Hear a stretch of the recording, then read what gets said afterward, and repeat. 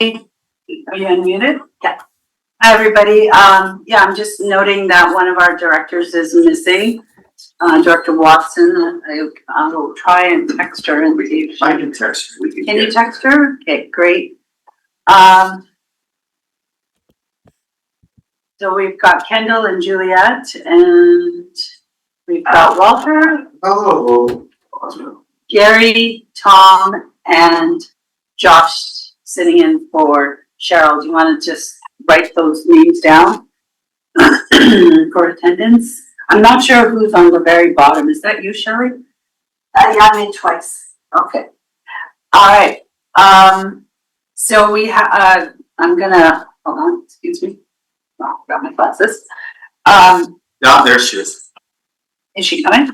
She's there. Oh, good. $2 late fee. Are we unmuted? Yeah. Okay, Hi, I Amy. can nominate her then. Oh, she just, oh, there she is. Hi, Amy. Okay, great. Now that you're here, we can start the meeting. Computer issues, so sorry about that. No worries. Okay, calling the meeting to order. It is 9:01, I think. 9:01. Okay. No, don't confuse me.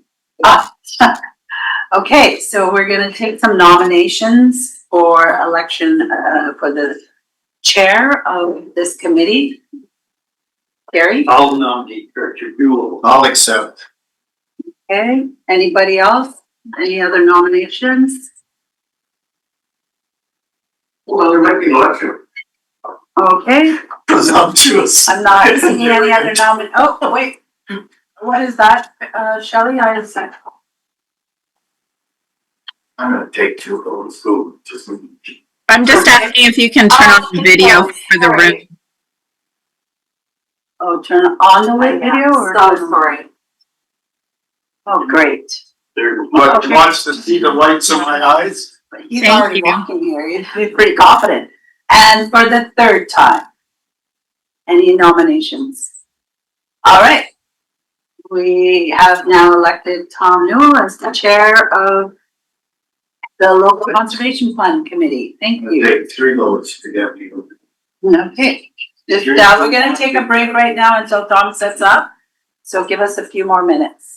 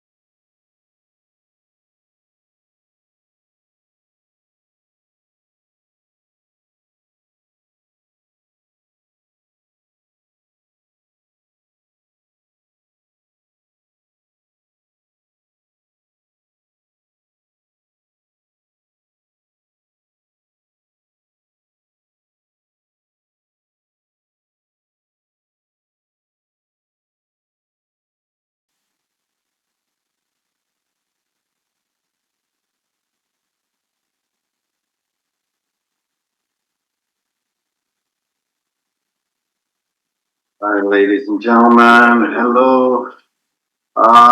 So we've elected the chair, so we'll do the traditional lands acknowledgement statement. We acknowledge and respect the Indigenous peoples within whose traditional lands we are meeting today. So welcome everyone, and let's adopt an agenda. Is there any additions? Okay, well, let's move it and second it here in the room, and then any additions, anything people like that? Of course you can do it as we go along for sure. All those in favor? It's passed. We got the minutes. Any comments people would like to make? Did they go to the board already? These minutes? Probably. Yeah. Okay. All right, so we have Sure. Just because I'm new at this, Yeah. it would be nice to know who's on the call. thank you. Do you want to take that? Yeah. Thanks, Josh. Who are you? Let's start with you. Yeah. I'm the alternate director for Area E, Josh Smith. Have you ever been in this boardroom before? Once or twice. So Josh was a previous director for Area E, also co-founded the Columbia Basin Trust, so he's a long history of politics and what have you in our area for those who don't know Josh. So go ahead, please. Yeah, and on the screen, you'll see there's Kendall. Do you want to introduce yourself? Good morning, everybody. My name's Kendall Benesch. I'm the Interim Program Director for Kootenay Conservation Program, and we work with the RDCK to administer the local conservation fund. Okay, thank you, Kendall. Juliette? Hi, I'm Juliette Craig, also with the Kootenay Conservation Program, and really here sitting in. Okay. Excellent. We know everyone else. There's two members of the public. Oh, okay. Good. Yeah. Good. Excellent.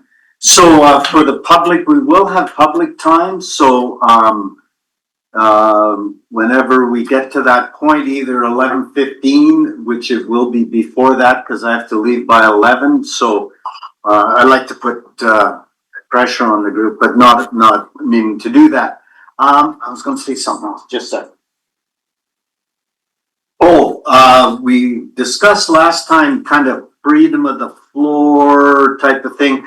So both Kendall and Juliette just speak up like there's no limits on your involvement. You are integral to this whole conversation. So you consider yourself at the table, please. I think that's fair enough to say. We could say freedom of the floor, but I don't think we need to in this small group. So with that in mind, I will turn it over to number 7 that says Delegate Kendall, and take it away, Kendall. Thank you, Chair. And I believe, Shelley, you are able to share screen for me for the presentation. Is that still correct? I will. We've got a screen Excellent. share. Thank you so much. You're welcome. While Shelley gets that rolling, thank you again for having me speak today. As mentioned, I'm Kendall Benesch and I work with KCP along with Juliette Craig, who's also joined us today. As you know, KCP works in partnership with the RDCK to administer the local conservation fund, and we work in the traditional, ancestral, and unceded territories of the Ktunaxa, Syilx, Sinixt, and Secwepemc peoples who continue to guide stewardship in this region. And I'm headed on to slide 2, Shelley. If you're able to go full screen. Oh, yeah, awesome. Today's presentation, I'll try and go as quickly as possible, but it'll provide an overview of the 2026 Local Conservation Fund project proposals, along with technical review committee recommendations, an overview of the available funding and total funding asked for the year, and just a few other updates. Next slide, please. The 2026 process for the service was very similar to previous years. We opened the call for proposals in August by placing ads in the Nelson Star, Valley Voice, East Shore Main Street, and Pennywise. We shared it via KCP's monthly e-news, which goes out to almost 2,000 subscribers, our social media channels, and via email to all previous project applicants, local stewardship organizations, First Nations, local governments, and others. We received 9 proposals and hosted a technical review on November 21st in Nelson. Next slide, please. Before I jump into the proposals and recommendations, I want to just take a moment to acknowledge the level of expertise and the dedication of our technical review committee. They really do provide incredible insights into the evaluation criteria and enable us to be confident in the recommendations that go forward to the RDCK directors. I just wanted to note that John Cathro and Dr. Rachel Holt were unable to participate in the full technical review process this year. Next slide, please. All the information I'm providing today is within the report that KCP provided to the RDCK, which is in the meeting package for today, and that includes all of the TRC recommendations and any conflicts of interest. Next slide, please. As mentioned this year, there were 9 proposals, and 2 of these are considered new projects. In the report to the RDCK, we also summarize which projects take place in each electoral area, along with the history of funding, previous project accomplishments, and many other details. I'll be providing a brief overview of each of these projects momentarily. You can go to the next slide, Shelley. But first, I wanted to go over the total ask for 2026 funding, which was just under $169,000 for those 9 projects. The RDCK indicated there would be approximately $140,000 available for funding. And we'll go through all of the proposals, but in total, 9 of the 9 projects were recommended for funding, with reduced funding for 4 of the projects. Next slide, please. I'll now provide a quick overview of the 9 proposed projects from highest ranking to lowest ranking. And again, all the details can be found in that recommendations report that has been submitted to the regional district.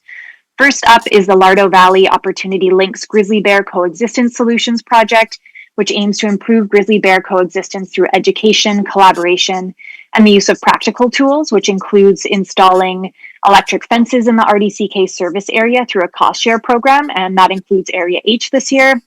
The TRC recommendation to directors is that this is an effective, long-term project that provides benefits to landowners in the entire service area, and the project is recommended for funding as proposed. Next slide, please.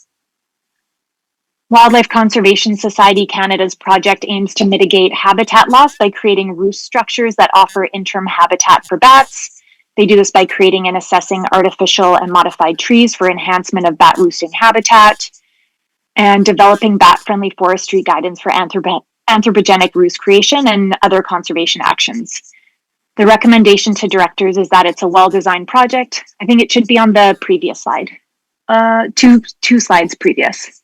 Shelley. Go back to? Back to, to slide 9. There you go. Oh, no, No, I think you're going forward. you go back. I am going back. The recommendation to directors for this project is that it's a well-designed, it's still not on the right side, it should be slide 9. Is a well-designed project that addresses multiple species conservation and habitat needs for bats while applying relevant research and innovative techniques. And this project was recommended for funding as proposed. Now we're Can on we just slide pause for a second? 10. Which- Yeah. which Slide 9. I can't see what it is. You might Give us have a to, sec there. yeah, and if you want, you can stop sharing and then go back if that's helpful. Thank you so much, Shelley. Oh, it's slide. Here we go. So slide 10 now. Can we just take a look at 9? There we go. Of course, yeah. Go to 9 and then there we go. Okay, we're on 9 now. Great. All right, so this project, as mentioned, was recommended for funding as proposed. And then we can go on to slide 10, next slide, which is the Central Kootenay Invasive Species Societies. Yes, and if you can full screen again, that'd be great, Shelley. Yeah. Kootenay Nature for Neighbors project. And this project goal is to reduce the spread and impact of invasive plants on private lands by empowering landowners with the knowledge, skills, and tools to identify, manage, and prevent the spread of invasive plants through accessible training, community science, and hands-on learning opportunities. And the recommendation is that this is a high-value project that includes on-the-ground invasive plant management and community engagement with the ability to make a strong impact in the region. And the project is recommended for funding as proposed. Next slide, please. The Friends of Kootenay Lake Stewardship Society's Harrop Wetlands project aims to restore vital ecological functions and enhance biodiversity in a historically degraded wetland system by expanding invasive species suppression and establishing resilient native plant communities, along with improving site protection and ecological monitoring capacity. The recommendation is that this is a strong application with clear objectives that build on previous work and provides rationale for continued stewardship activities at this site. And the project is Oh, I'm sorry. After each slide, we will, thanks, Director Watson. Questions after each proposal. Okay, during the presentation, I can pause now, and if there's questions on those first 4 proposals, then I'm happy to answer those now. Director Watson. Yeah, thanks. I'm curious. So we're also funding. So my question is on the Central Kootenay invasive species. Yes. We just approved funding through our general administration for 15,000 for what sounds like a very similar project. So I'd like to know the difference between that request and this request. Yeah, thank you, Director Watson. The proposal for the local conservation fund did not include mention either in the proposal or budget of a separate project that's funded through the RDCK. So I'm not sure the details of that project and what its goals and deliverables are. I would just imagine through sort of awareness of the invasive species programming in the region that is likely for direct invasive species management through the regional district and would be separate from the sort of community engagement, community work that's happening through this one. But I'd be happy to request clarification from CCAS and provide that to you. Supplemental chair. Yep, please. Can Sangeeta, do you have the difference? Yeah, through the chair. I believe it is, as Kendall mentioned, but we'll need to confirm that the funding that we provided is to support regional district invasive species controls versus community. And this would be for community invasive species education or control. I'm not sure exactly what this project is. I didn't read the details. But Kendall, maybe you can elaborate on the details that you have for this project that is being proposed. Yeah, of course. This project specifically works to empower landowners with knowledge, skills, and tools to identify and manage invasive plants. They've had a similar project in the past 2 years where they actually get landowners to be sort of community stewards and host and facilitate community weed pulls with a focus on several specific invasive plants. For this one, it's Scotch broom, knapweed, and common tansy. So they're hosting, really, it's about these community work parties to manage invasive plants. And the idea is to create community stewards so that they can continue managing them over time. Presumably the other RDCK funding is for CCAS to manage invasive plants throughout the regional district of Central Kootenay. So that would be sort of a larger scope and project that would align with their regional plant management activities. Supplemental chair? Sure. Yeah, it gets tricky because the funding for the work on RD assets is paid for through those services. So there's still a gap. If we don't know the differences between those or what we're actually doing with the funds we just approved, I'll go back and look at those reports. I'm also not in favor and would like to continue the prohibition of glyphosate use in any of the work we fund. So, yeah, thank you, Director Watson. I can request some more information from CCAS to just outline the differences in scope and ensure that there's no overlap between these two projects. And this project specifically is just weed pulls, so just mechanical work. So I can't speak to the other application or the other project through the RDCK. But for this project, there's no chemical use at all. Okay. Director Popoff, go ahead, please.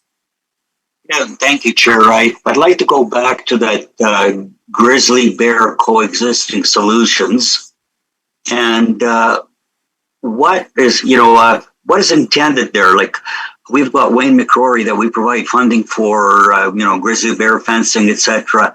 So is it a sort of a duplication of that, or what's involved in that proposal?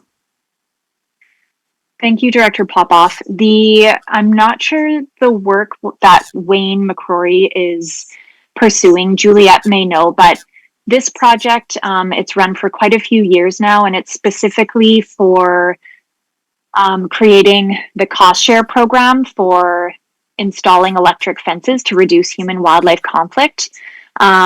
I believe this is the first year that it will take place in Area H. There is another coexistence project that takes place specifically in the municipalities. which of course is not eligible for funding through this program. So this is just the rural areas in areas A, D, E, F, and H, primarily providing that cost share program, which has been very successful in reducing grizzly bear human conflicts with respect to livestock and fruit trees and other assets. There's also quite a large community engagement and education component of this project as well that's been quite successful. And they also work closely with the Conservation Officer Service to assist with non-lethal management of grizzly bears as well.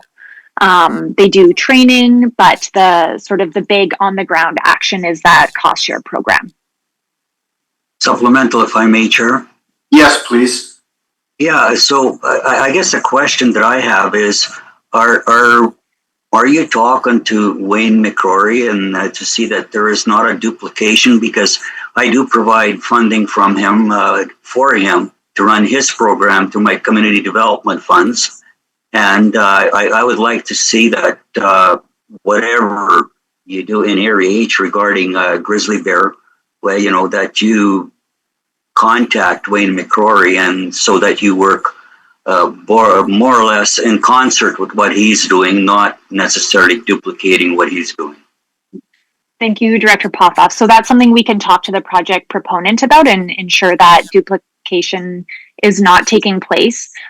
Juliette, do you happen to know if Wayne McCrory might be working with the program that's in Silverton, New Denver, and Slocan, that's specifically just in municipalities? I don't know what his program is. I do know that there is a wild safe type program, but as Kendall mentioned, it's within the municipalities, which is separate from the local conservation fund, which is applicable only to the rural areas. So my guess is that they complement each other's efforts, but we can certainly pass that information on to Jillian Sanders with Grizzly Bear Coexistence to ensure she coordinates with Wayne McCrory. Yes, absolutely. Yeah, thank you, Chair. And, you know, my question is not necessarily the municipalities. It's Area H that's providing grant funding to Wayne McCrory to put in rural areas. Yeah, that's not a program we're aware of. So thanks for bringing that to our attention. And we'll certainly check in with the proponent and we can provide that information to staff to share with you. Thank you. Director Schwenk. It's Schwenk, right? Thank you. Sorry, that's an in joke from earlier today. Go ahead, Director Schwenk. It's just further on the grizzly bear application. I just reading through the files. It says, and I'll quote, I suppose, it's fielded 21 emails and 12 phone calls from different residents. And I was just surprised how low that number is. Like, I would have thought you would have got a lot more calls. And is that the only thing they're responding to? Was there any questions by the committee made to their proponents in that regard? Thank you, Director. So the 2024 accomplishments are based on interim reporting that's provided in September, and it does definitely change from year to year. This program has run for a few years, and it is just really dependent on how active the grizzly bear population is, what is going on. Some years there might be more interaction with landowners and with public than other years. I'd have to go back in previous project reports to see exactly how that changes over time. But I would imagine it's in flux, and it also changes between people. You know, many people directly contact the Conservation Officer Service. And then the Grizzly Bear Coexistence Solutions is another resources for landowners to have that direct one-on-one contact with somebody who is experienced and able to really provide resources and advice and materials in hopes to sort of help facilitate that coexistence. Thank you. Good question. Thank you. Just making some notes here, so. All right, could you lower your hand? No, I have more to say. Oh, you got another question? Yeah. Oh, sorry about that. Go ahead, Director Watson. I just wanted To provide some context on the grizzly bear solutions, because that's a project that's been in my area for a long time, and it used to be Area D specific, which was funded by community development. So a couple notes on it is, one is the last year of servicing was one of the least we had bear interactions. We had a great fruit year. And if you look at bear through WildSafe or any of the other entities, you would see that bears last year were quite quiet in terms of human interaction. The other one is the whole purpose of this program when it started was to reduce the conflict. And when you have infrastructure put into your property, you are reducing the amount of people that need the servicing. So that's actually done really well in Area D. This has been an active program for probably 2 decades now. And there's been a lot of calls out to Creston. Creston, the same person actually worked quite a bit and has staff in Creston with that bear, the grizzly bear issues over there. And then the other thing I was going to note was, I forget, but just wanted to let you know that that's probably why the calls are down, and it takes quite a bit of time, but the 2 decades has enabled them to reduce the human bear conflicts because they provide the infrastructure. I fund separately through community development the grizzly bear proof bins that this program also provides to Area D residents. So the combined aspect of those and the fencing make a big difference. And I did also want to say, I went back to the CCAS presentation for the RDCK. And it's an overall program overview. It's not specifying what the 15,000 from general admin is being used for. So I'll do a bit more digging on that one. I can also look into that through the chair. I believe it's for administration. My memory is failing on that. Thank you. All right, so let's make sure we're on the right. So we're friends of Kootenay Lake Stewardship. I may have interrupted you, Kendall, so I don't know if you've completed this one or not. So please carry on and we'll make sure we're on the right screen. Thank you, Chair. And yeah, I think we just finished this one up. So this project is recommended for funding as proposed, and I'll just pause to see if there are any questions specific to this project. Yes, go ahead, Director Jackman. Yeah, thanks. So I did have one specific to this. When we get to the second that one, I'll have one there, and then I have a general thought at the end, but one at a time. This site, it's interesting to me. It had a lot of community energy. Sounds like less so now.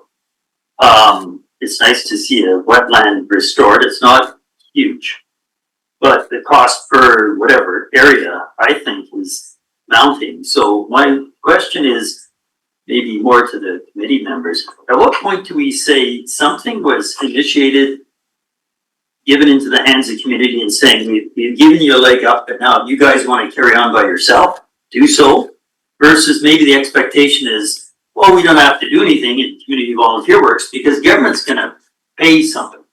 And I've seen this in other areas. You see this in community halls. Put a tax in to support a community hall, there's less volunteers. Anytime there's an expectation that there's some money, people say, well, we should be paid to do this. So this fund cannot afford to start taking on more little postage stamp projects in areas and saying, well, we'll just keep paying somebody to do this. This fund really should be more raising the bar of community and the awareness of community across the board. And a project like this, if community can't get behind it and sustain it, maybe the problem is government saying, oh, we'll pay somebody to do stuff. So I think this is almost a poster child project. We got to recognize this fund cannot afford to start paying people to do the things in their backyard that maybe they would have done on their own at one time. So we're going to do this forever. I know we have limitations. We've talked about how long we're going to fund stuff. But if we set a model up to raise expectations that my volunteerism will now be replaced with a little bit of a part-time field job. Just give me a second, okay? I'm just making note of it. So is government funding causing reduction in volunteerism? There you go. Does that summarize it? What you said? Pretty much. And where do you cut something loose? Yeah. If this was a very natural wetland and it was damaged by human activity And the fact that we restored it and then stepped away, it would recover on its own. We wouldn't be doing this, but it doesn't sound like it's recovering on its own. So it's volunteers. Go ahead, Josh. And I'm familiar with the property because when I was director, I was the one that initiated getting the property problems. Yeah. And there were no ponds on that property when we first started. So these were created. And I think that may be, I'm reading between the lines, one of the issues. Nature forcing something on nature opposed to nature doing it itself and just trying to support it. Pardon me? You? It's Sangeeta. Yeah, I'm looking at the objectives of the project, and it's, if you look at the handout, expand invasive species suppression, establish resilient native plants, improve site protection, enhance ecological monitoring capacity, and engage Indigenous and local communities, prepare future habitat. And I think the question raised about volunteerism versus paid work is something maybe we can ask the proponent or the grantee. Kendall? Yeah, Kendall, any comments on your history, your experience, or Juliette, in regard to taking on projects that are long-term, but the community, how do these projects develop community engagement? Yeah, I can offer a few comments. Absolutely. For a little bit of background on this site too, I believe they started doing, Friends of Kootenay Lake Stewardship Society started doing restoration at the site in 2014, and then the local conservation fund did fund projects in 21, 22, and 23, which included the creation of these wetlands, which was a recommendation and a prescription developed by a wetland and riparian specialist that they brought out to the site with the idea to restore a system to a more historic state. And I think there's definitely been some challenges in terms of the site maintaining that ecological integrity, and it's required a lot of volunteer hours. The Focals didn't apply for funding in 24 and 25, and many of you probably know that organization did sort of go into a little bit of a hiatus, but they have had pretty consistent volunteer work taking place over the last couple of years just to maintain that initial investment in restoration, which has been including planting plants, invasive species management, plant husbandry, and really managing human recreation and other activities at the site to maintain ecological function. I would say that volunteerism in general has been a challenge for many of these small stewardship organizations. Many volunteers are sort of retiring from their volunteerism because they've had long, incredible volunteer careers. People seem to just be busier with having to work more, going to school, all of the things that are just sort of impacting everybody. So I wouldn't say that funding these types of programs impacts volunteerism in terms of discouraging volunteerism. Typically, these types of programs, when they're funded or projects, actually encourages volunteerism because it gives the organizations the capacity to be able to have a program coordinator managing a project and encouraging volunteer work. So a lot of the time, the people who are out planting the plants, doing the invasive species management, doing some of the monitoring really is that volunteer base that they're able to key in on because the organization has capacity. And I think based on our experience with overseeing and administering the local conservation fund, both in the regional district of Central Kootenay and over in the East Kootenay, and what we see with some of the larger granting programs like the Columbia Basin Trust Ecosystem Enhancement Program, that now funds up to 3 to 5 multi-year projects. Most restoration projects, it's not a 1 or 2 or a 3-year and done situation. Mostly all restoration projects do require ongoing management, in particular at sites that do have issues with invasive species, We're seeing impacts of climate and drought where plants do need a little bit of extra gusto to make it through the first few years of life. And in terms of continuing to support and create sort of habitat features to enhance biodiversity. So that would be my sort of general comment there. Great, thank you.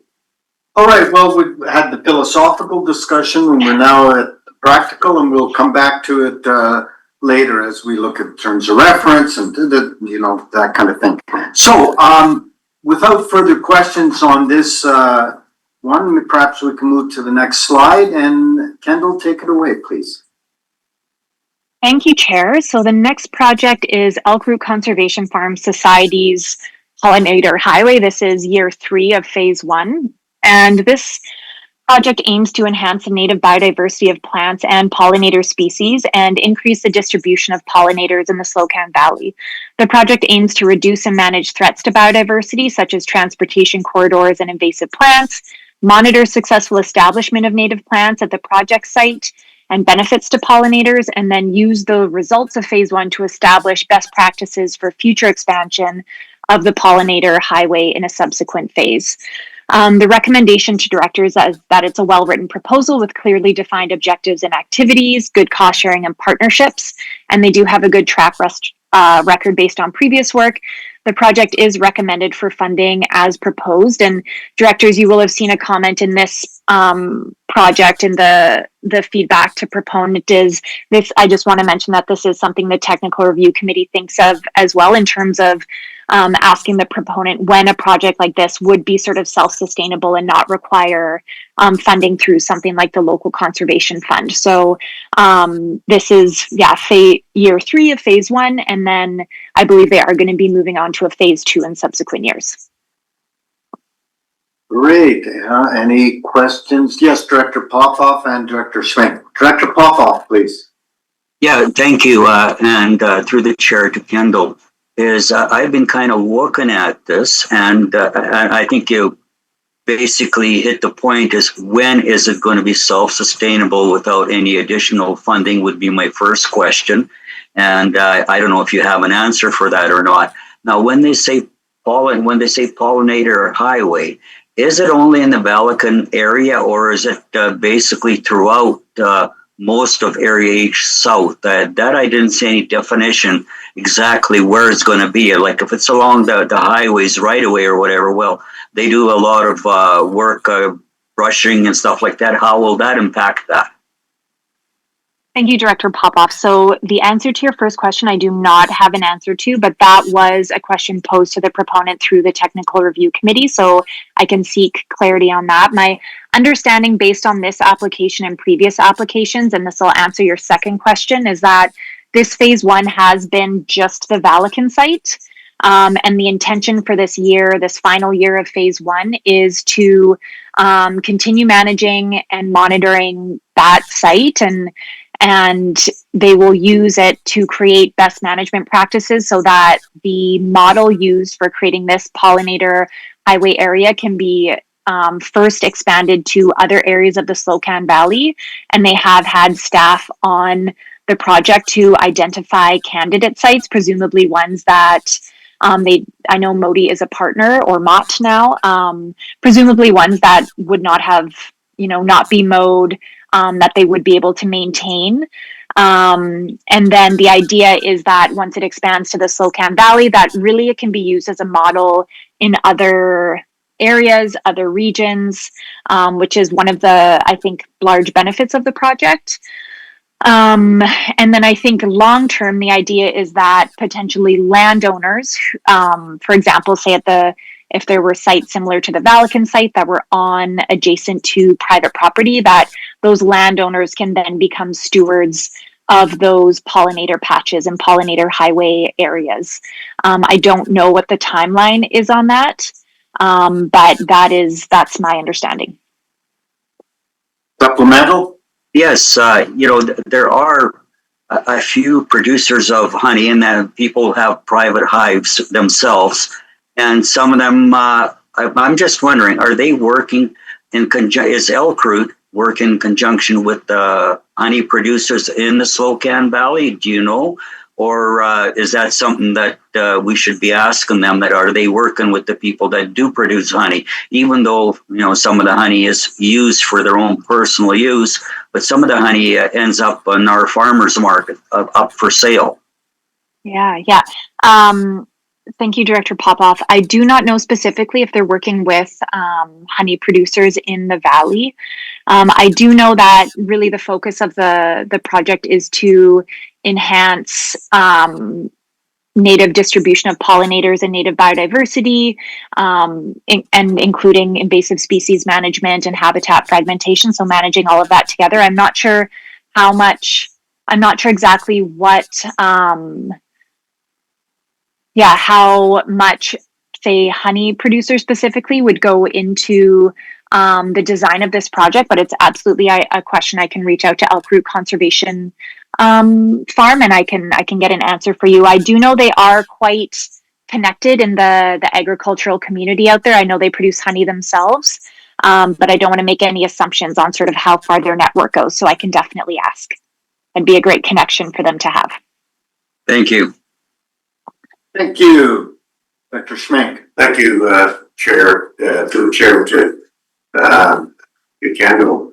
I'm just looking at the dollar on this, where it's got, $60-some thousand they are bringing to the table with cash, and $50-some thousand worth of in kind, and we're looking for like 18,000. And that seems to be like an awful lot for one small site. Or is this, am I getting a poor understanding of how big this site is? And so that's one thing, the site size. The other question I may continue, and that is, when someone says they're supplying $60-some thousand additional in cash, is there any follow-up, or it seems like an awful lot of money for a small society to have extra money, or do you know what their source for this is? I'm just kind of curious. Yeah. Thank you. Thank you, Director. So in the application, they do submit a more detailed budget. The report that is shared with the regional district is just sort of a summary and that high level budget table to show you what other cash and in-kind funding has been applied for as well. I just have their budget table open from their original application. And for example, the other cash funds have come through or are anticipated to come through the Ministry of Transportation at $4,000. The Habitat Conservation Trust Foundation has been a supporter of this project for a few years, and they're anticipating $20,000 for them. There's $30,000 anticipated from the federal government youth employee grants, so the Canada Summer Jobs grants, which I think a lot of their staff come from, and that's quite a large subsidy. And then also some funding through the Fish and Wildlife Compensation Program. So they include that anticipated matched funding in their application, and then during the final report, they do report out another full budget table that shows all of their actuals. So the actual cash contributions that were provided, as well as the in-kind contributions. The majority of the in-kind contributions for this project is coming from Elk Root Conservation Farm. And that's something that we track sort of over time as well on a regional level, just to say how much funding is coming in for these projects and how much match funding as well.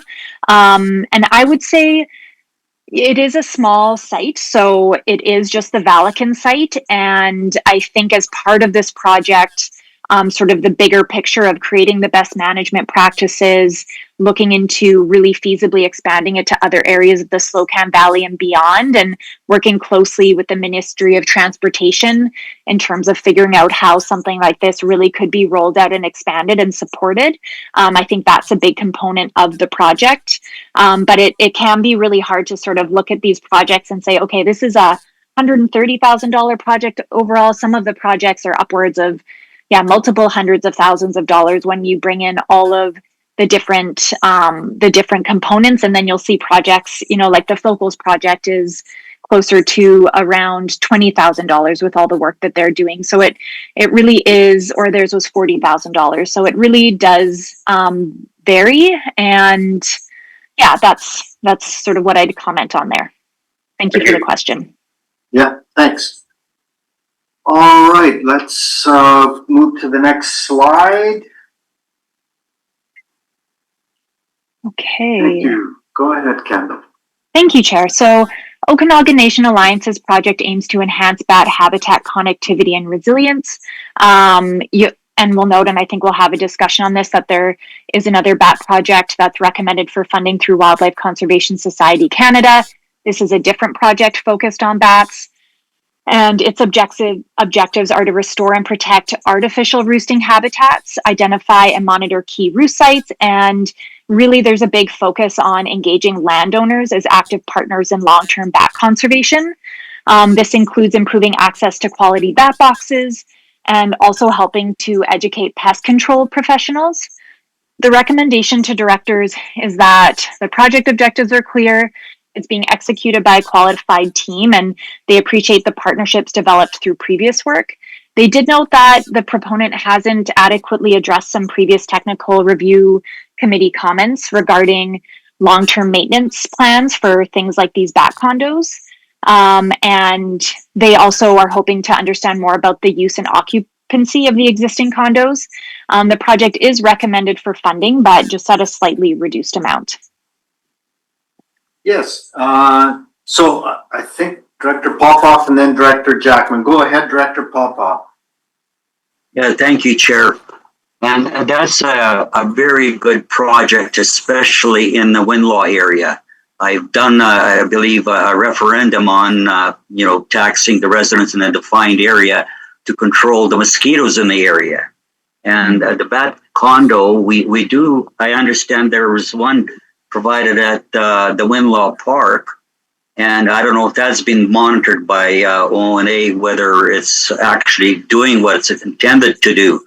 But I like the idea of approaching landowners in the area for control for mosquitoes. And I understand, correct me if I'm wrong, that the bats are the ones that would control it logically and ecologically sensitive, because spraying might be a little bit of a problem for some areas in the valley. But the referendum was defeated. People didn't want to pay taxes to have control of the bats. So I know it's happening in area. Amy might want to expand on that, and very effectively too. Thank you.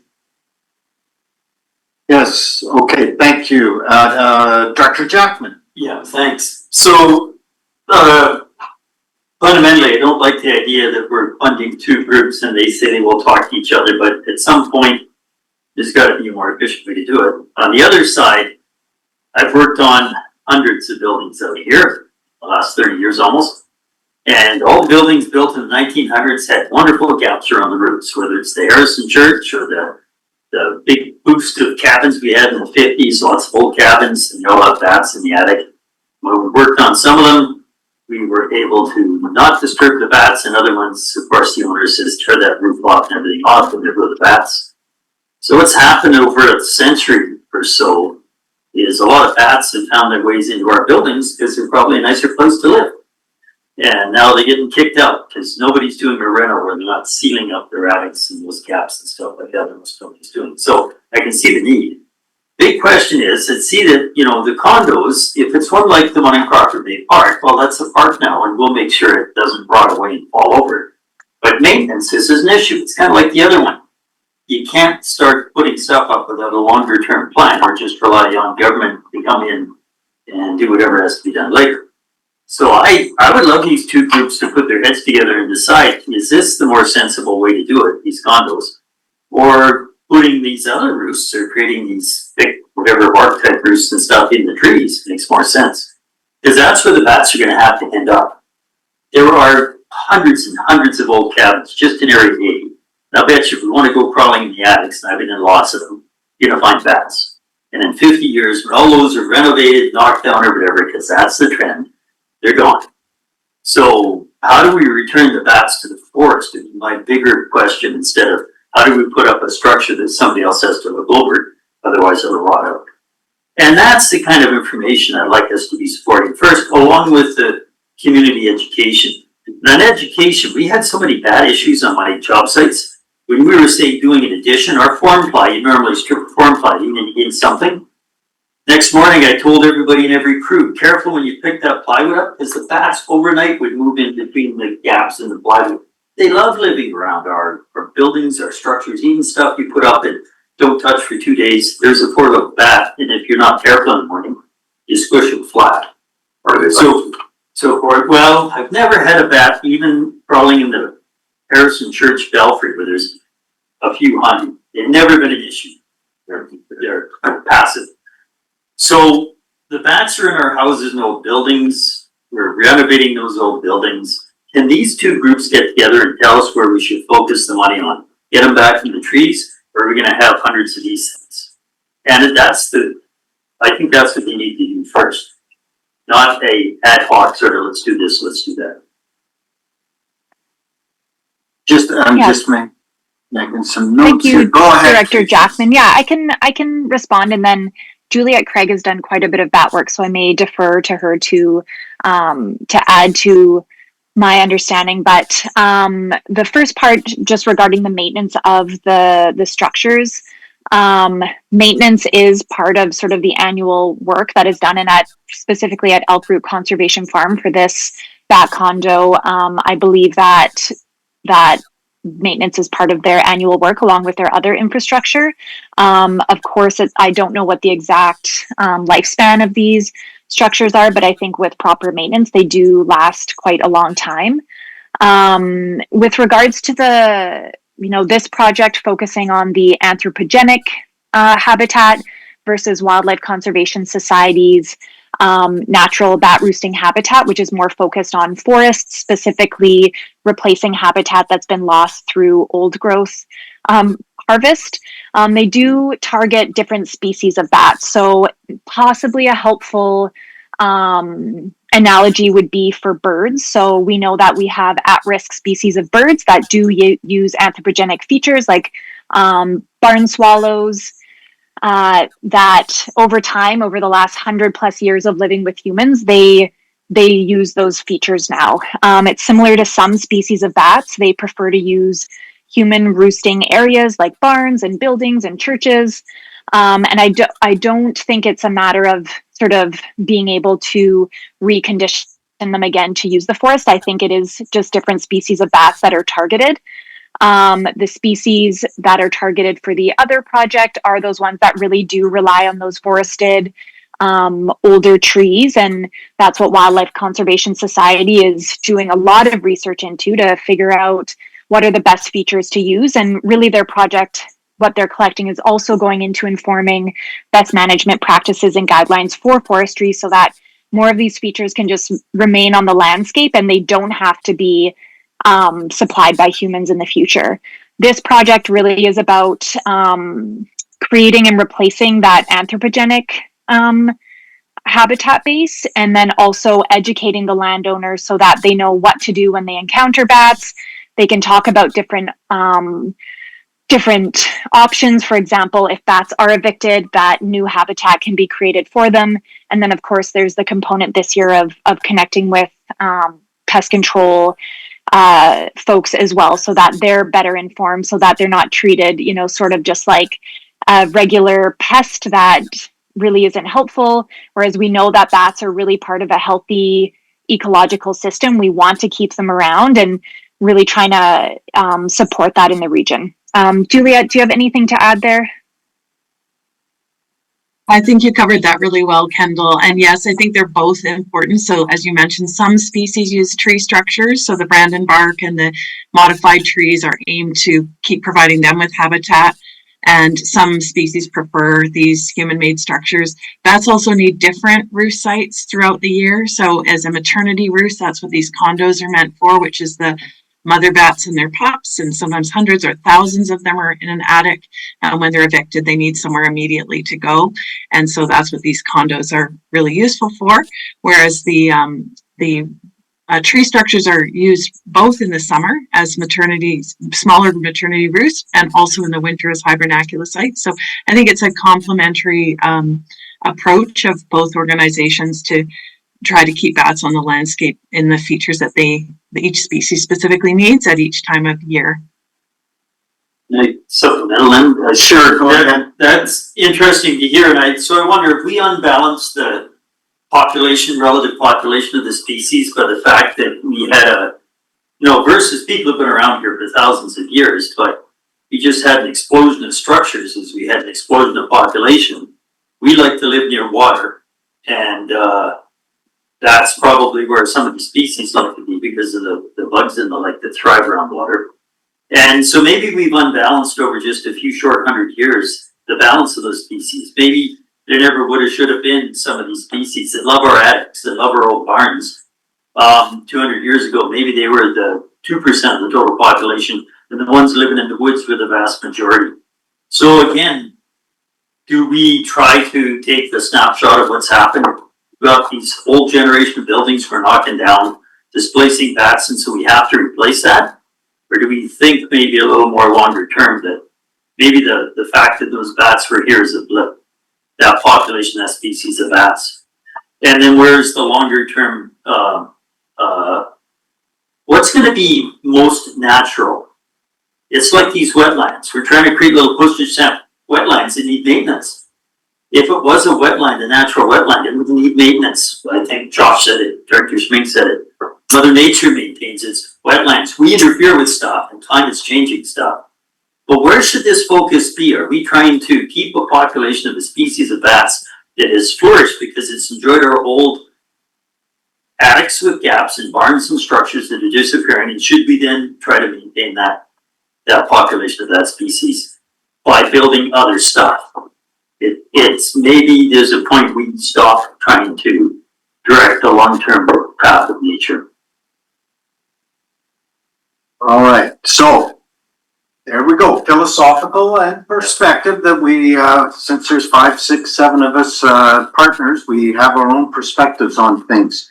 Thank you for sharing that. Let's move to the next slide, please. Thank you, Chair. This project through Living Lakes Canada aims to continue long-term hydrometric and climate monitoring in the Kootenay Lake area, as well as reestablish robust hydrometric monitoring sites within the Slocan Valley, as well as build community outreach and education. The recommendation to directors is that the proponent has a good track record of water quality monitoring in the region, and they appreciate the substantial data sharing component and ensuring that all data is made publicly available. They noted that funding should be conditional based on acquiring appropriate permits. So that was something we talked a lot about at the technical review this year, was ensuring that folks are applying for and using provincial permits as needed. And the TRC also noted that they would have liked more details on the proposed techniques and methods that will be applied to achieve project objectives, and how project success will be measured to lead to on-the-ground conservation actions, given that local government does not have authority over water use in the region. The project is recommended for funding, but at a reduced amount. All right, let's see if there's any speakers.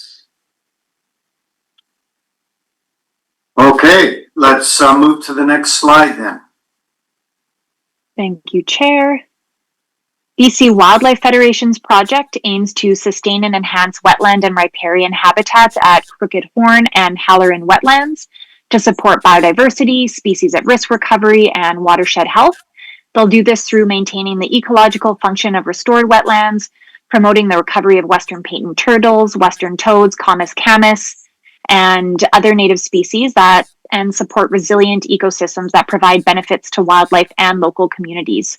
The recommendation is that the project proponents have good support from landowners, and the project builds on existing work with previously demonstrated success. They noted that the proposal did lack some details on techniques and targets, and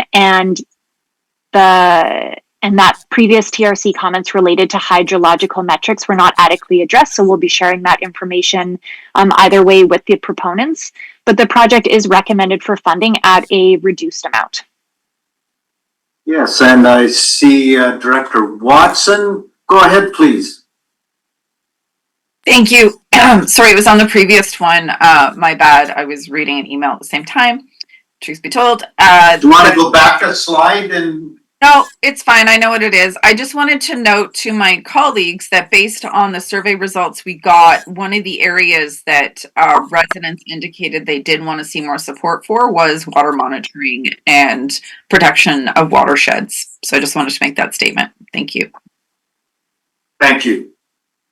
There is support for water monitoring. Sidebar, Falls Creek discussion of logging up there, which I've been a part of. And one of the aspects is maybe we should water monitor Falls Creek. So that's one of the goals the community is having. So anyway, we're here at this another wetland watershed, wetland stewardship restoration project. Any other comments? All right, seeing none, let's move to the next slide, please. Okay, this is the last project, the 9th project. This is through the West Kootenay Watershed Collaborative, and they are aiming to demonstrate how climate change and forest disturbance will affect watershed stability and health, thereby reducing risk to human and wildlife populations. They'll do this by assessing hydrological risk to forest values and integrating data into watershed models to identify how forestry should be planned in the future using practices such as selective tree logging, small patch cutting, shelterwood practices, and retention of different rates under a changing climate. The recommendation to directors is that this is an important analysis that's worth undertaking to support best practices in forestry and ensure long-term watershed security in the region. The TRC did request that the project proponent confirms that local conservation fund funding would not be used for advocacy, as advocacy is not an eligible activity under the fund's terms of reference, and the project is recommended for funding at a reduced amount. Director Watson, go ahead, please. Thank you.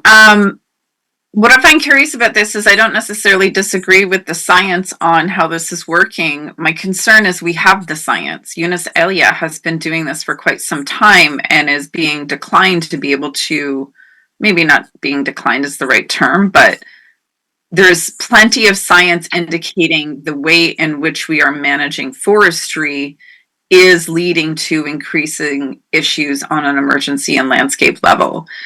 So my bigger concern is how does this differ, and not necessarily in the science, and I don't think anyone can answer this, but we spend a lot of money making the case and it doesn't make a difference. There's been no changes. Forestry remains one of the things like hugely valuable. It's a big part of our economy, but we're also paying for it at the back end in many ways. So this is unfortunate because of the grander policy perspective where I don't see things changing when we already have the science to tell us how to do this better.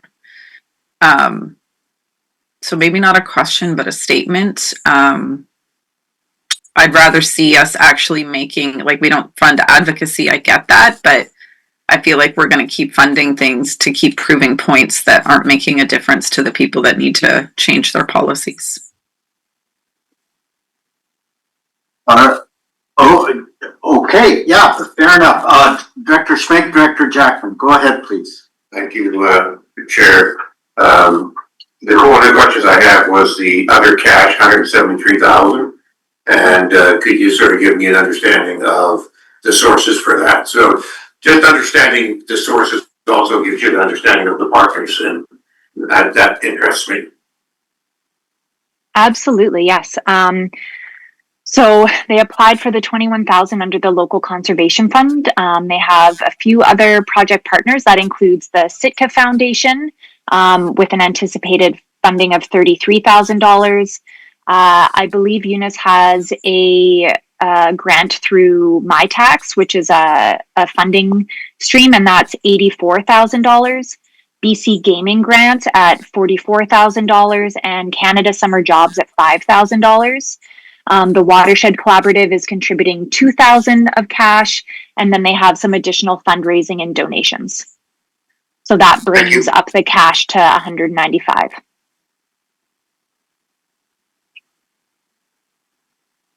Great. Okay, Director Jackman.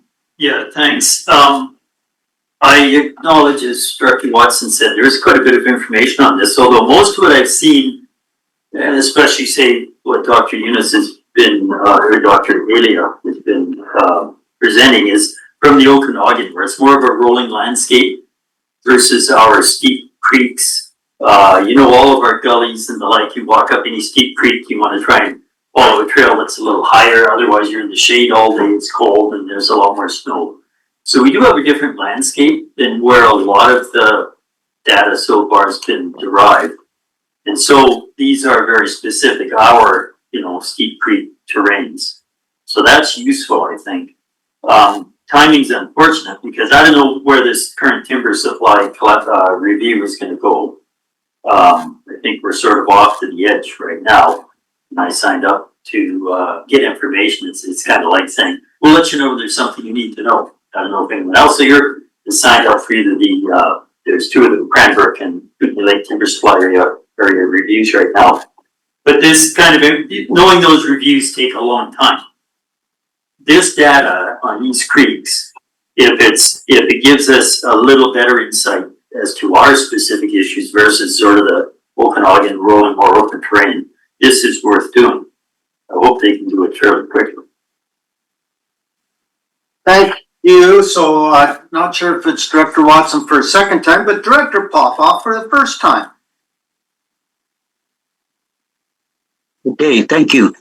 You know, the question that I would ask, and I believe maybe Sangeeta might have an answer for it, are we not looking at watershed protection throughout the whole regional district?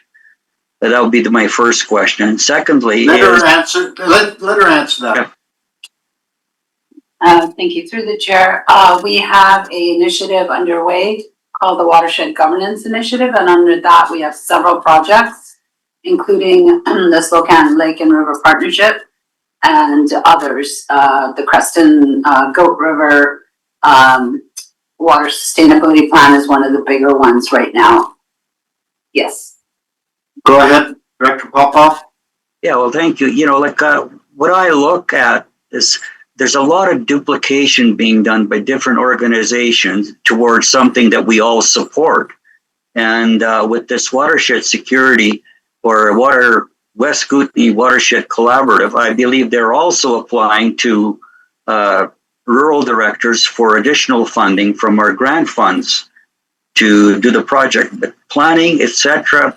And I really like what Chair Watson mentioned is, you know, there's other impacts that are affecting our watershed is the logging, especially, that's happening in the area. So, like, what I would like to see everybody, you know, work in concert rather than separate initiatives with different organizations and, you know, getting funding from either the province or from our conservation fund or from directors. That's my comment on that. And I don't know if you can answer that, Kendall, or not, but just a comment. Well, Sangeeta wants to make a comment and then we can see if Kendall has a comment. Yeah, through the chair, my comment is more about duplication. When you mentioned that, this I don't believe is at all duplicating our efforts. We are looking at community impacts from climate change and forestry management as well as mining, etc., up in the watersheds and how that impacts drinking water. So that's our main focus for communities. While this one is looking at a bigger picture impact to the watershed and based on what's happening with the climate. So just wanted to clarify it's not duplicating. Go ahead, Kendall. Yeah, sure. Take it. If you have a comment, Kendall. Thank you, Troy. I don't think I have too much to say, but it is my understanding that this is a new efforts to collect new data, analyzing, create new modeling for a specific area that then could be used again to inform other areas. But I absolutely appreciate that there has been so much research that has taken place already. I was just wondering, is there a specific comment that you would like me to pass on to the proponent, whether they're approved for funding or not, in terms of ensuring that they're either connecting with the RDCK or that they're doing something specific, and I can just make sure that that goes to the letter that they receive? Well, let's, what I want to avoid is passing on one director's comments that may be construed as a comment from the committee. So I think if a director wants to talk to the group, that's one thing.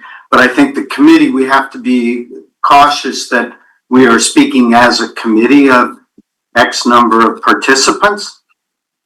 For instance, I'll give an example where I disagree with the comment that vis-a-vis duplication, i.e. bats or terrain support, is inefficient. I, in fact, find that it's not duplication, but diverse perspectives on complex problems. I disagree. I support government funding that enhances the opportunity for the community to be involved as volunteers. Every tax dollar spent at our rink, for instance, allows 50 people to volunteer to help children's sports. So we have around this table, we have a diverse view on things, and I want to ensure that as chair, I support a common message going out to, or an agreed to message going out to any of the groups that want to conduct these pretty awesome projects. So with that in mind, I have to turn to Sangeeta and say, I don't quite see where we vote on these. So if this is a process question, if I may first. So. Yeah, through the chair, these projects are presented, and Nelson White is off sick, but the report is in there asking for us to make a decision today. But it will come to the board with a report recommending all of these projects. This opportunity was for you to review what is being proposed, and then if there's any changes or modifications that need to be done, we can make them before we bring it to the board for a final recommendation. Well, in my experience, the committees recommend something to the board. So I would like to make a motion, and then it'll be on the floor for discussion, that we support the technical committee's recommendation to our committee for this funding stream for 2026. Point of order, Chair. Sure. Yes, go ahead, Chair. So you're in the middle of a delegation. Later on in the agenda is the item where we would make motions to support. Well, that's what I was asking. Where do you see that? Sorry, it's in the agenda, yes. Yeah. Generally, you don't make motions in the middle of. No, I understand that, but where do you see that? Sorry, It's just received in the agenda, not Yeah, what to no. approve. So I mean, soon. Well, I can do, I'm gonna change 8.1,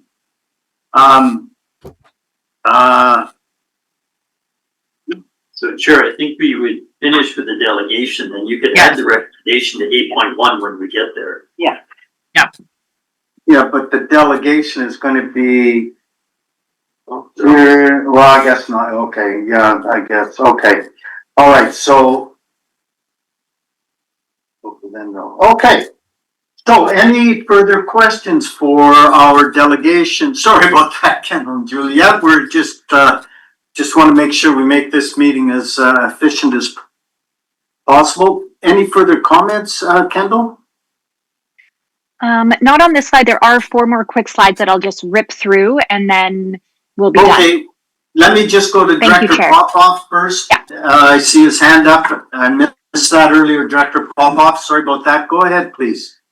Thank you, Chair. My comment was that I don't support the project, or I support the project. Like Chair Watson mentioned, is going to be later on the agenda. My comment was that we work in collaboration with what's already being done, not separate entities. I have experience in the Spokane Valley where we have our organizations that do a study and I fund the study and everything else. Then another organization comes in there, wants to do a similar study, and they don't share the information.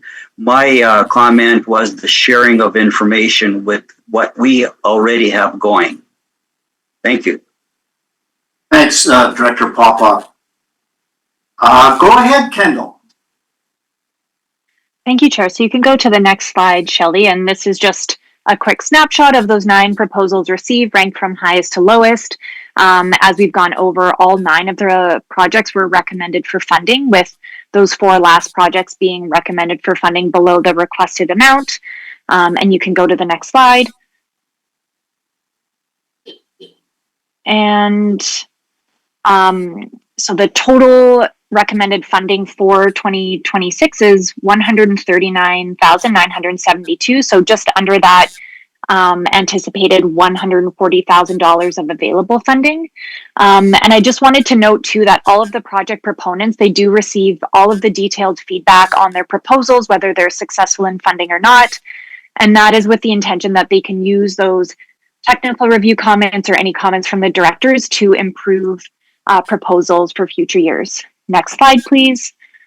Apart from those 2026 recommendations, we don't have too many updates. We have been receiving new project videos and photographs from the 2025 projects, and we share those via our social media channels along with monthly features in our e-news. Last March, I sent out a big email to all the service area directors with new project videos, along with project results and accomplishments documents, which I plan to do again this year so that you just have access to all of the work that's taken place. And as always, we do keep our website up to date. It has project profiles for every single project that's been approved, all of the funding summaries that includes how projects have been supported, along with in-kind and match contributions, along with other information. So that's all on our website. And then there's just one more slide for any additional questions. Thank you, Chair, and thank you, directors. And thank you, Shelley, for managing the slides for me. That was very helpful. So any further questions? All right, thank you, Kendall. So that is, I'm just pausing, just to make sure nothing pops into someone's mind at the last second. Okay, so that is item number 7. And I guess kind of 7 and 8, eh? That's maybe what threw me off, 8.1. So let's take a quick break, 7-minute break, and then we'll come back at 25 after and carry on. And I'll try and figure out what the heck's going on as chair. Just did the recommendation to start.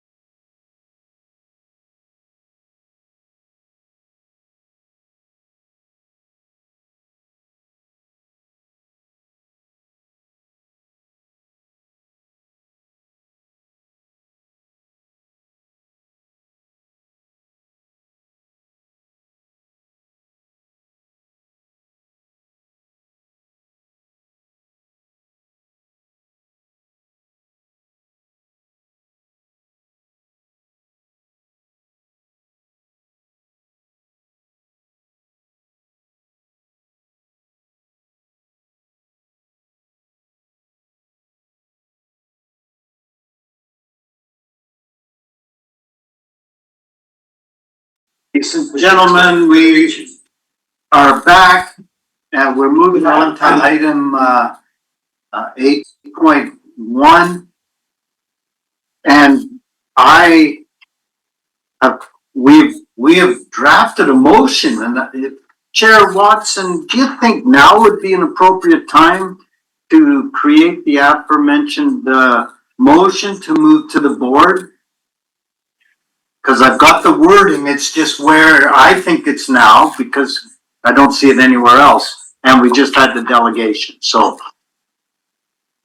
Ready for me to answer? Yep. Okay. So yes, you generally don't want motions in a delegation, figured that out. In the business, the only item this relates to is the recommendations for the technical review committee. Generally, we would have a staff recommendation that would go with this. It does need to come from the committee to go to the board. Yes, 8.1 would be the place to put this. Okay.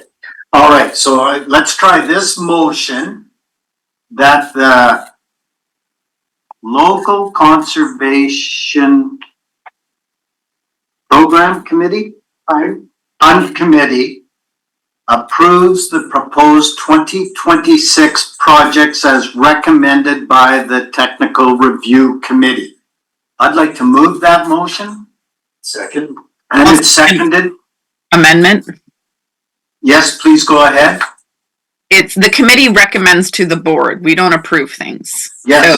The wording needs to be- instead of approves, recommends to the board. Thank you. That's friendly and obviously much better wording. Go ahead, Director Watson. And then generally we would include as per the committee report dated whatnot. So that, and when it gets to the board, it lists every applicant and detail in that motion. For the report submitted by KCP. Did you get that? Yeah, we've got that. Thank you. And Okay. then we'll list all of them. I just need to make sure, Thanks. Shelley, when it goes to the board, it needs to include what those projects are. So that the table that's usually a part of the motion. Yeah. And of course, we've got two members of the executive here that'll make sure it's fine-tuned. High-level expertise on this committee with our experts and our committee members. Okay, so we've got the motion. Any discussion? Seeing none, I'll call the question. All those in favor? Opposed? Carried. Thank you very much, and thanks, Kendall and Juliette. All right, we're moving on to, sorry, here we go. For information, 8.2, for information, the 5-year agreement with the Nature Trust, and I'll turn it over to Sangeeta, because Nelson's not here. Yes, so through the chair, this is just as information, and maybe Kendall can speak to this a little bit. The Nature Trust of Canada has been holding the contract for the Kootenay Conservation Program, but that will be, and we have that contract right now to end of March 31st, 2026. We will be working with Mike Morrison and Corporate Admin to revisit having that contract transferred to this other entity, the Thompson Okanagan Tourism Association. And perhaps Kendall can give us some information if you want to hear that related to this organization. Yes. Sorry? Yes, definitely. Sorry, I was reading. Kendall, can you give us some information on this? Sorry, admittedly, my computer audio was off, so I thought we were still on the break, but Juliette, did you catch that question, or? Go ahead, we can repeat it. It's just the Nature Trust and the new agreement. And the change that's happening? Yes, thank you, Chair. So KCP, as you know, runs under a fiscal sponsorship model. So the Nature Trust of BC has been KCP's fiscal sponsor for many years, and we are actually going to be transitioning away from having NTBC as our fiscal sponsor, and our new fiscal sponsor is going to be the Thompson Okanagan Tourism Association. They are the fiscal sponsor for two other conservation partnerships, one in the Okanagan along with the Thompson Nicola Conservation Collaborative. And that agreement is going to come into place April 1st, 2026, which is why we are hopeful that the next agreement can be in place with TOTA instead of the Nature Trust of BC. Any questions? Oh, I see Director Watson and Director Jackman. Go ahead, Director Watson. Thanks. So I just want to clarify, we'll be seeing that agreement at the February board meeting or the March board meeting? So through the chair, the contract ends March 31st, so it may be in April. Clarification being that the board will see those agreements and contracts? Through the chair, yeah, I would assume so, but we'll take direction from the corporate officer on that one. Okay, well, we can't enter contracts without board approval, so I'm sure that's correct. Probably coming to you, yeah. My supplemental is just through to KCP. Gap on my part, I didn't recall or note that you were not an independent entity and that you were fiscally held by another entity. I mean, until I see the agreement, I can't ask a ton of questions. I'm not super excited about an Okanagan entity being the fiscal manager. I'm just curious, why is KCP not a standalone organization? Why do you need a fiscal manager? Fiscal, whatever the term is you used. I'm sorry, Kendall. Yeah, no, great question, Director Watson. Thank you. KCP has worked under this model since its inception in 2002, and we've had a few different fiscal sponsors, but the Nature Trust of BC has been our sponsor for the majority of that time. And this has been a question that has come up at the KCP board level many times, and it was recently revisited when the Nature Trust of BC let us know that they will be ending their fiscal sponsorship relationship with us, not for any bad reasons, but just because for their capacity, they just need to continue focusing on their own internal operations, and they're going to be helping with the transition and making sure everything's smooth. But there's pros and cons of both, and many of the, if not all of the conservation partnerships in BC operate under this model, and it's something that works really well in terms of KCP being able to just focus on the initiatives and activities that we focus on, and having a fiscal sponsor managing the financial side of things for us. And it's an agreement that just works really well and smoothly. It makes things pretty easy for us. Juliette and myself were not employees, we're contractors. And we have other work that we do as well in addition to KCP, and the model just seems to run quite smoothly at this time. It's still something that I think KCP may look into in the future, is moving into a nonprofit status, but there's many benefits for us to continue forward in this model. And the fact that it's an Okanagan entity, that was something we took into consideration as well. But with the Thompson Okanagan Tourism Association already having this relationship with two other well-established conservation partnerships, it ensures us that they have the capacity and the experience and background to work in this type of relationship with us. And it also gives us some additional support through that conservation network in the province. Thank you. Supplemental? Yeah. Super appreciate that, Kendall, and my apologies. Of course, I don't remember it all. I did not know that context, so no problem. That's on me. But my supplementals are two. One is, are you getting an indication of any mandates that organization might have that will influence what the KCP can and cannot do? For example, I know when Ducks Unlimited was a part of the Nature Trust, that directly impacted some of the projects we could do. That's one question. The other one is, does this kind of double up on administrative fees when you have, like, I didn't even know you weren't a nonprofit, and generally speaking, we don't fund anybody that's not a nonprofit. So I'm I'll leave that one for now. I'll take that up with corporate, how that works. But are we doing administration for you? And then in addition to that, there's administrative fees for your fiscal administrator, sorry. Yeah, great questions. So yeah, NTBC is a registered charity. TODA is a nonprofit. And many people don't know that we're not our own nonprofit. So that even many of our partners organizations. So it's not widely known because we really do operate in that model. We have a board of directors, we host an AGM, and we sort of follow those guidelines.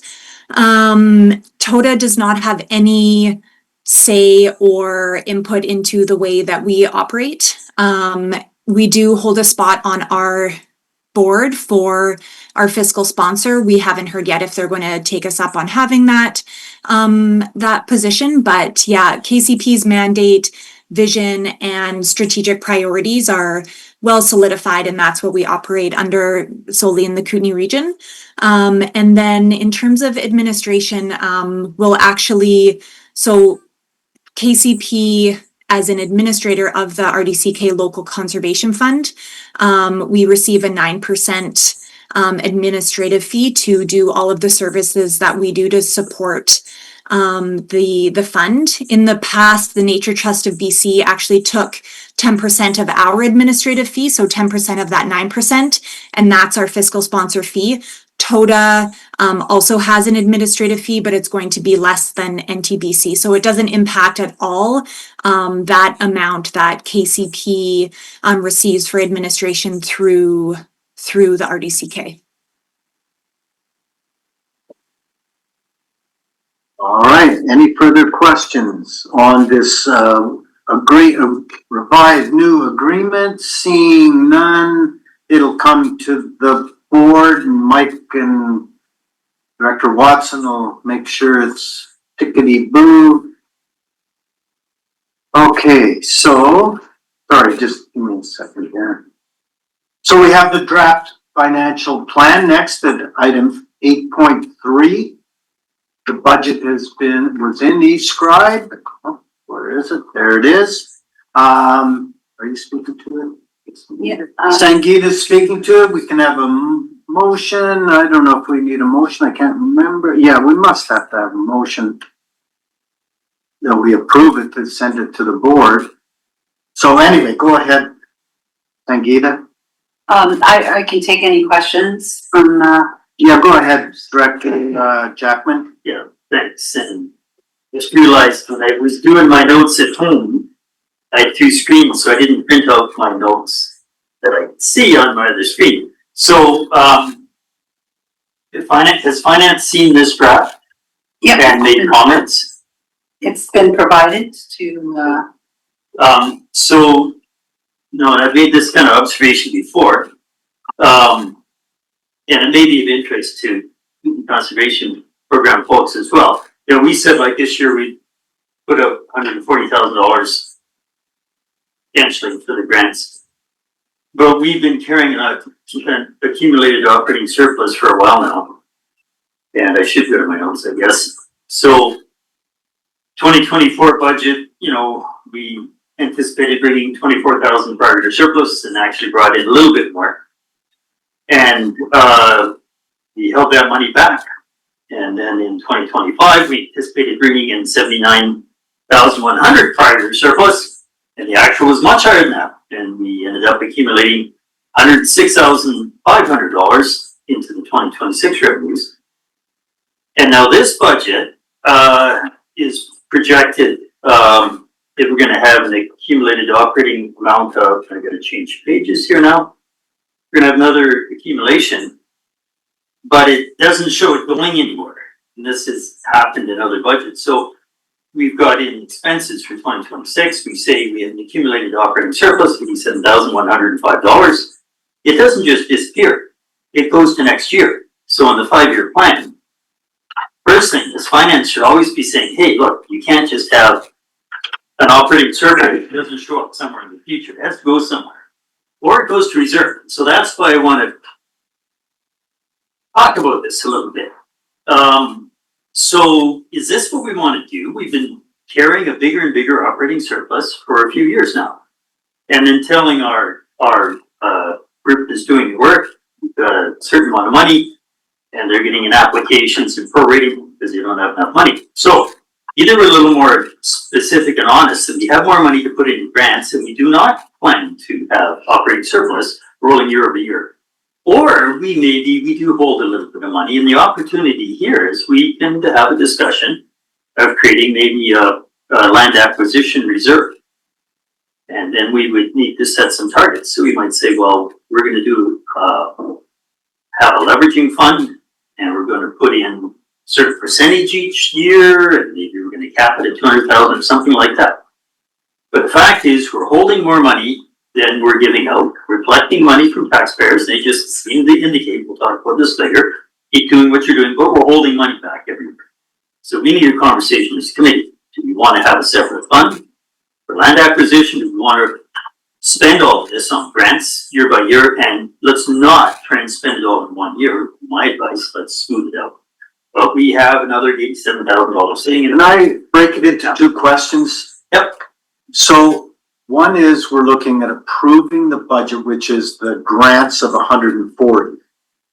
And whether the format is correct, showing the surplus going forward, which it isn't in 2027. So that's a separate, Needs to be fixed, one way or the other. so that's a separate issue. But if we could, and then do we want to expand the scope? In other words, create another goal of the fund. So do you mind if we break those into three separate issues right now and kind of layer them? Like, are you speaking in favor of the grants? Well, we have to have we gotta work this backwards. We got more money than we're spent. We're taking. Well, we could have paid the last project. We could have fully funded it. Yep. But the technical committee cut them back because, so I'm going to ask Sangeeta, why was it 140 and not 150? So through the chair, this is a draft budget. We didn't know what the numbers would be at the end. And the funding is carried, like we carry the 80% in 1 year and the 20% in the other year. When you look at this budget, assume that 111,978 that's being allocated this year, 80%. Plus is you add the 27,994 from 2027. So combined, that makes, I can't do the math. But 140. Yeah, it's about 140. So that's where the numbers are for the projects that have already been approved as per the past resolution that you just made. The accumulated surplus, yeah, that needed to be moved into 2027. The reason why we have that accumulated surplus is because we were not sure as the service was expanding. One, if the elected official wanted to go to referendum, which was the case with Director Popoff for Area H. Area G had indicated they wanted to go join the service, but I spoke to the elected official earlier this year and he said he will let the next director make that decision. So that money was being set aside for potential referendum or however that director wanted to go. Then what came in handy is some of that money was used for offsetting staff costs to do the big mail out for the survey and then preparing reports and things like that related to the responses that we received on the survey. But yeah, good catch on that one, and that accumulated surplus will need to be carried forward. So Chair. Yeah, just go ahead, please. Yeah, so we have a number of choices. So we should discuss where we'd like our money to land, and then the adjustment to the budget's made secondary. So the prior year surplus, and this is over and over, I keep saying this, we pretend it's one thing, and it's never one thing. It is an amount of money that we took and didn't have anything to spend it on, so it's still there. And then the other part of this prior year surplus is actually a prior year obligation not fulfilled, and that's 20%. And I've asked over and over for Yev to show this as 2 lines. I think they used to ask Stuart to show this as 2 lines in the revenues, because it's not a surplus. It is a prior year obligation or it is an actual surplus. We shouldn't think we're gonna hold money because there could be a good opportunity to pay staff or some of the costs. That's bad planning. You don't hold money within line items that are loose. You put it in a reserve, and then there's a requirement for a financial plan amendment. You take it out of the reserve and spend it on some new initiative like a survey, or you give it back to the people, or you give it to the intended purpose, which is to fund applicants. So that's the discussion I want to have. Where do we want to throw this money over the next few years? Yeah, go ahead. Through the chair, I'm not sure if a parcel tax can be returned back. I'm not sure of that. And you would know from, yeah, I don't think you can, but yes, it can be, No. I misspoke. I don't mean give it back as here's cash and a check. I mean give it back to them through projects, which is what they wanted us to do. Return it into the community through funding projects instead of holding it as a government, sitting in a bank account earning 1.23%.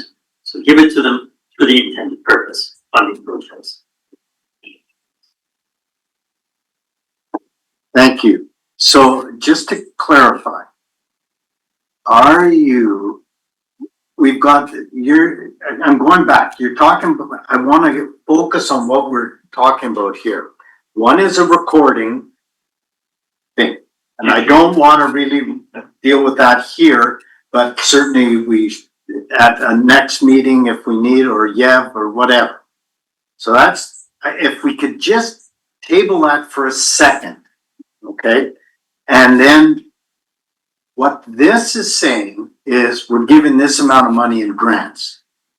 And what I would like to know is, are we approving that portion? And then we can work on the other details. But with that in mind, and me saying that, I'll ask Director Watson to comment or have a question. Please go ahead. Thank you. So we've already made a motion to support the projects. We don't need to address that further. That money's in there. I wouldn't, if we're going to make a motion to support this budget, we need to talk about the whole, which is what we're doing right now.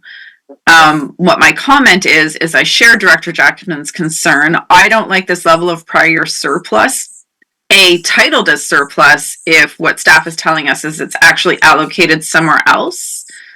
If it's not allocated somewhere else and it's surplus, we need to lower taxation and or put it into a reserve for something specific, such as land acquisition or whatnot. I don't want surpluses simply because we're taxing more than we're actually using. That's not okay. So what I would like to know is the ability to, and I don't see Yev in this meeting, what I want to, because it's been repeated so many times, which is not current staff that is in the room's fault, but we need those items itemized. It's not a surplus. If it's going to pay for a referendum, that needs to be noted somewhere. If it's going to be put in reserve for a future referendum, that needs to be noted somewhere. If it's paying for, the only thing I see in this that it seems to be covering is just under $5,000, the survey, but the survey was $18,000, different topic. That's insane. So if it's the only thing we're noting is the 18,000 and that we had 10,000 returned. So there's not enough detail in that surplus line to indicate, is this a surplus or not? So my question, which really goes to Yev, is how can we get that clarified? Because at this moment, with the information provided, that is a surplus, and I want to lower taxation. I wouldn't lower taxation to the point where we hurt ourselves next year because we got to spike it. But that's generally what you do. You don't overtax and then underutilize and then build a reserve for something that has zero infrastructure in it. So we're, yeah, go ahead, Sangeeta. through the chair, this is a parcel tax, so it doesn't function as a requisition. The accumulated surplus, as I mentioned, was monies that, as the service was expanding, was accumulated over the years, because we couldn't project how much parcel tax would come in with each additional electoral area being added. So what has been missed, it's just a numbers game here, the 87 accumulated surplus, that can be verified now that the actuals have been updated. And I can check to see what that is. I think that's what the accumulated surplus is, but it could be less or more. And then that funding would then be carried forward under the grants line. So At this point, that funding is sitting in the accumulated surplus, but for 2027 and going forward, it will be put into the grants funding. So our grants, the amounts that we can issue for grants in a year will increase utilizing that surplus funding. Now that things have stabilized, meaning no more expansions. Supplemental? Yeah. Direction to staff is to show that in the budget. I don't want to see an accumulated surplus that we have to talk about to figure out, is that actually surplus? Where is that allocated? So it needs to be itemized, and I would like to see that before we adopt the budget or make recommendations on the budget. Yeah. So here it's being shown to you as a surplus, accumulated surplus. So what I'm understanding, and if you agree, is I'm going to take that accumulated surplus and add it to grants for 2027 going forward. And that will increase the amount available for grants going into the future. Sorry, backing up for a minute, we were identifying what is the actual surplus. This is the actual surplus. Yeah, That okay. Can you let me Please don't talk over each other. Let me just finish what I'm saying. 87,000 is the accumulated surplus. That needs to be determined. Where are we putting that? Where are we putting that? Grants, land acquisition, cost of the survey, that's a different conversation. So we've identified it's 87,000. Now the conversation, the direction of staff was that needs to be identified as surplus minus, because it's currently saying 104, that the difference is not surplus, and that needs to be identified somewhere different, which is what Jackman's referring to about referencing not a surplus that isn't a surplus. So that's direction of staff to take to Yev. Please separate those out. The second portion of that is, where does the 87,000 get allocated? That's a committee conversation. I do not necessarily think it goes all to grants. I think the land acquisition is a good conversation. I also want to see the survey covered completely. And when we get to the survey, we'll talk about why it was $18,000. So this meeting will not be able to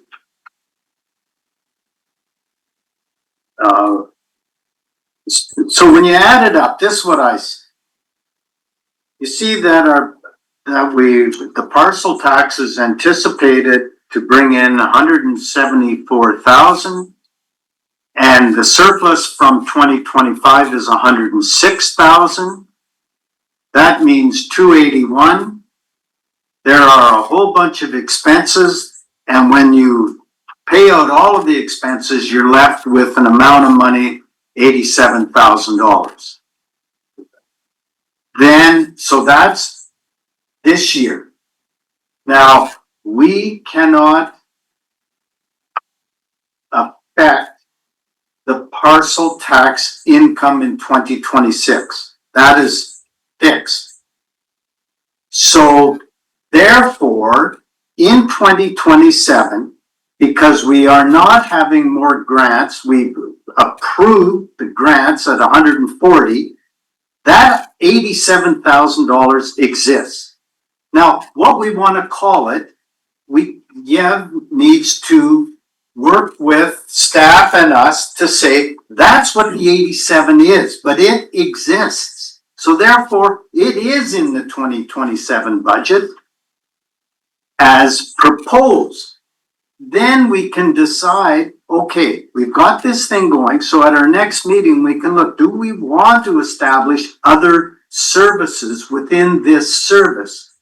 Or do we want to lower the parcel tax to $13 and see how that process goes to bring in less revenue?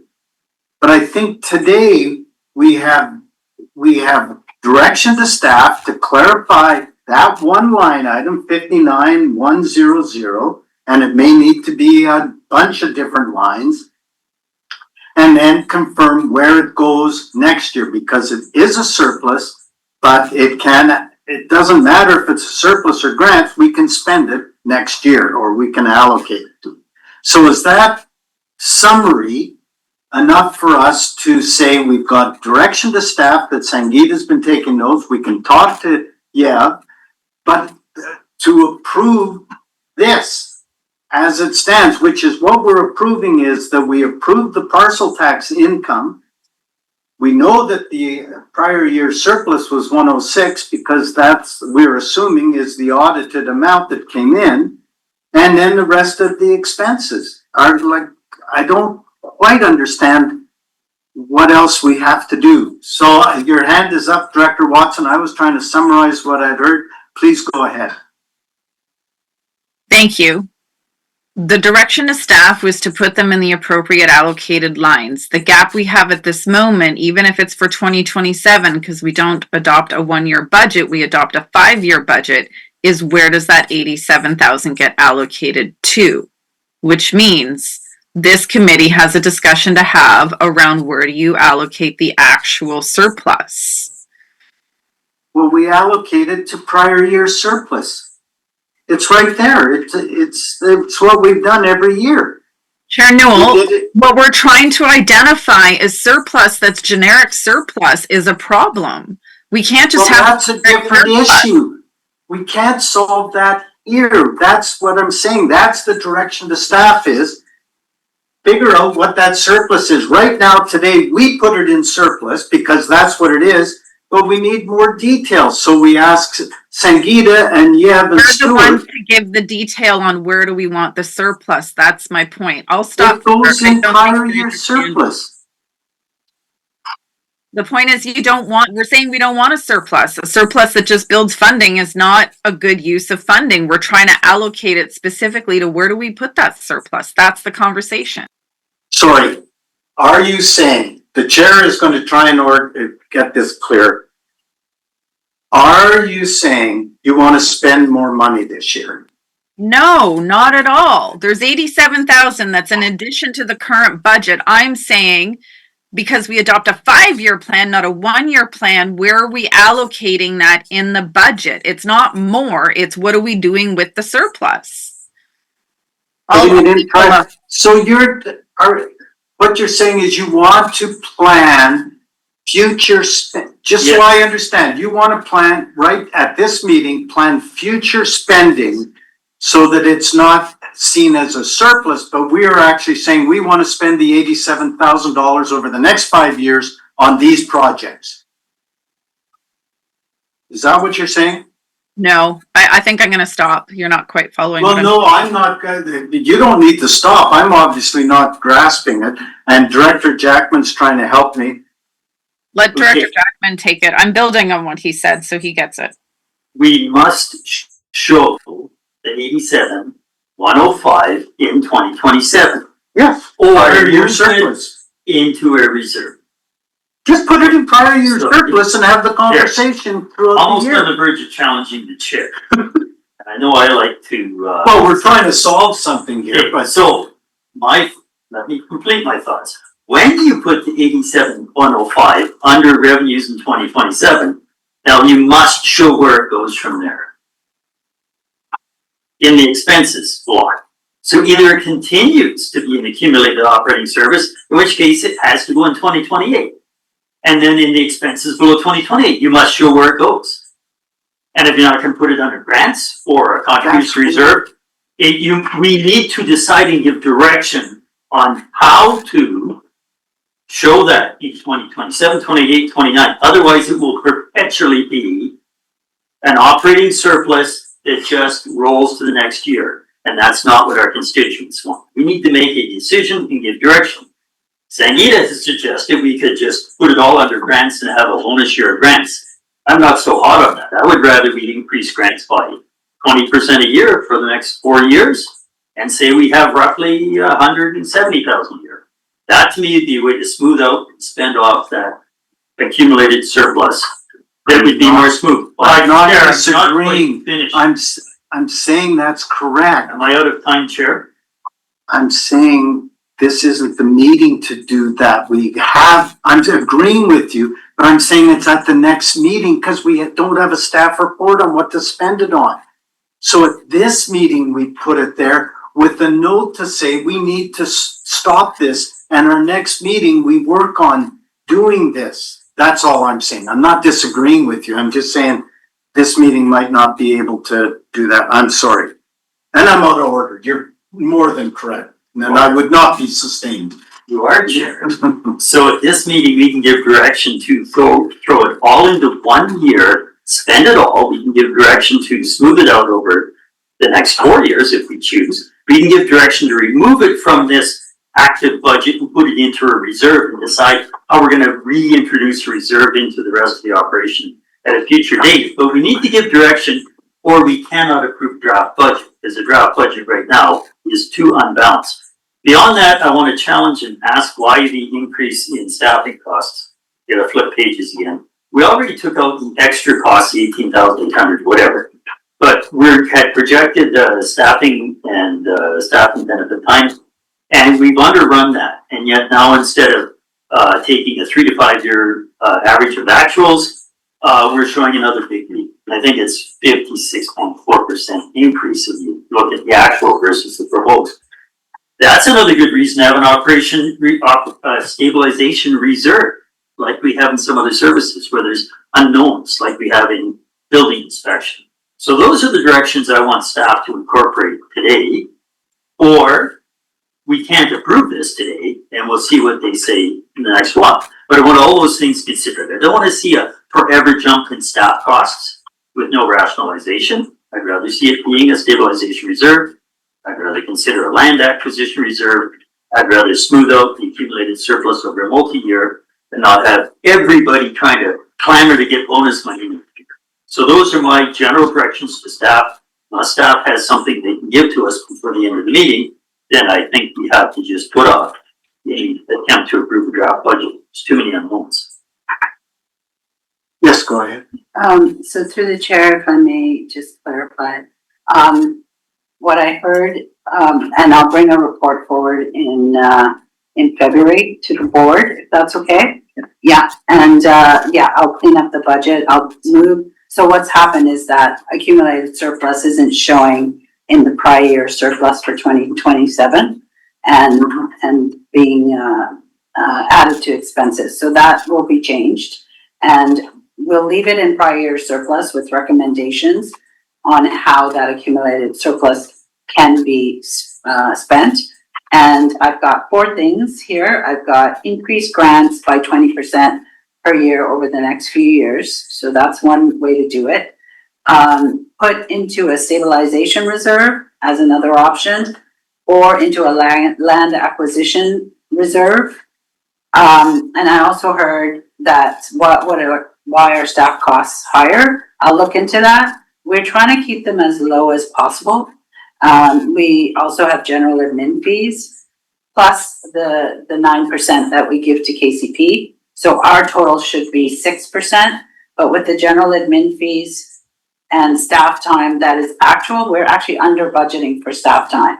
So this is basically not showing the amount of staff time, but that's okay. I will try to reduce that so it's more within that 15%, which is what I was directed to do a few years ago, is to keep all the admin costs to 15%. That does not include the expenses such as admin office supply stuff, which is sometimes we have to mail out these agreements to the clients and things like that. Does that capture it? Okay. So when do we approve it then? Do we go to March 28th and I will bring it to the February board meeting. So I have for us to approve participants only? a discussion on what to do with that accumulated surplus. Okay, Or I you gotta can make a go to decision. cancel my, we need to just hold your thought. I've got a doctor's appointment in 5 minutes. I gotta cancel. Sorry about that. I couldn't get another one, but I'll put it off for a while. So can we just recess just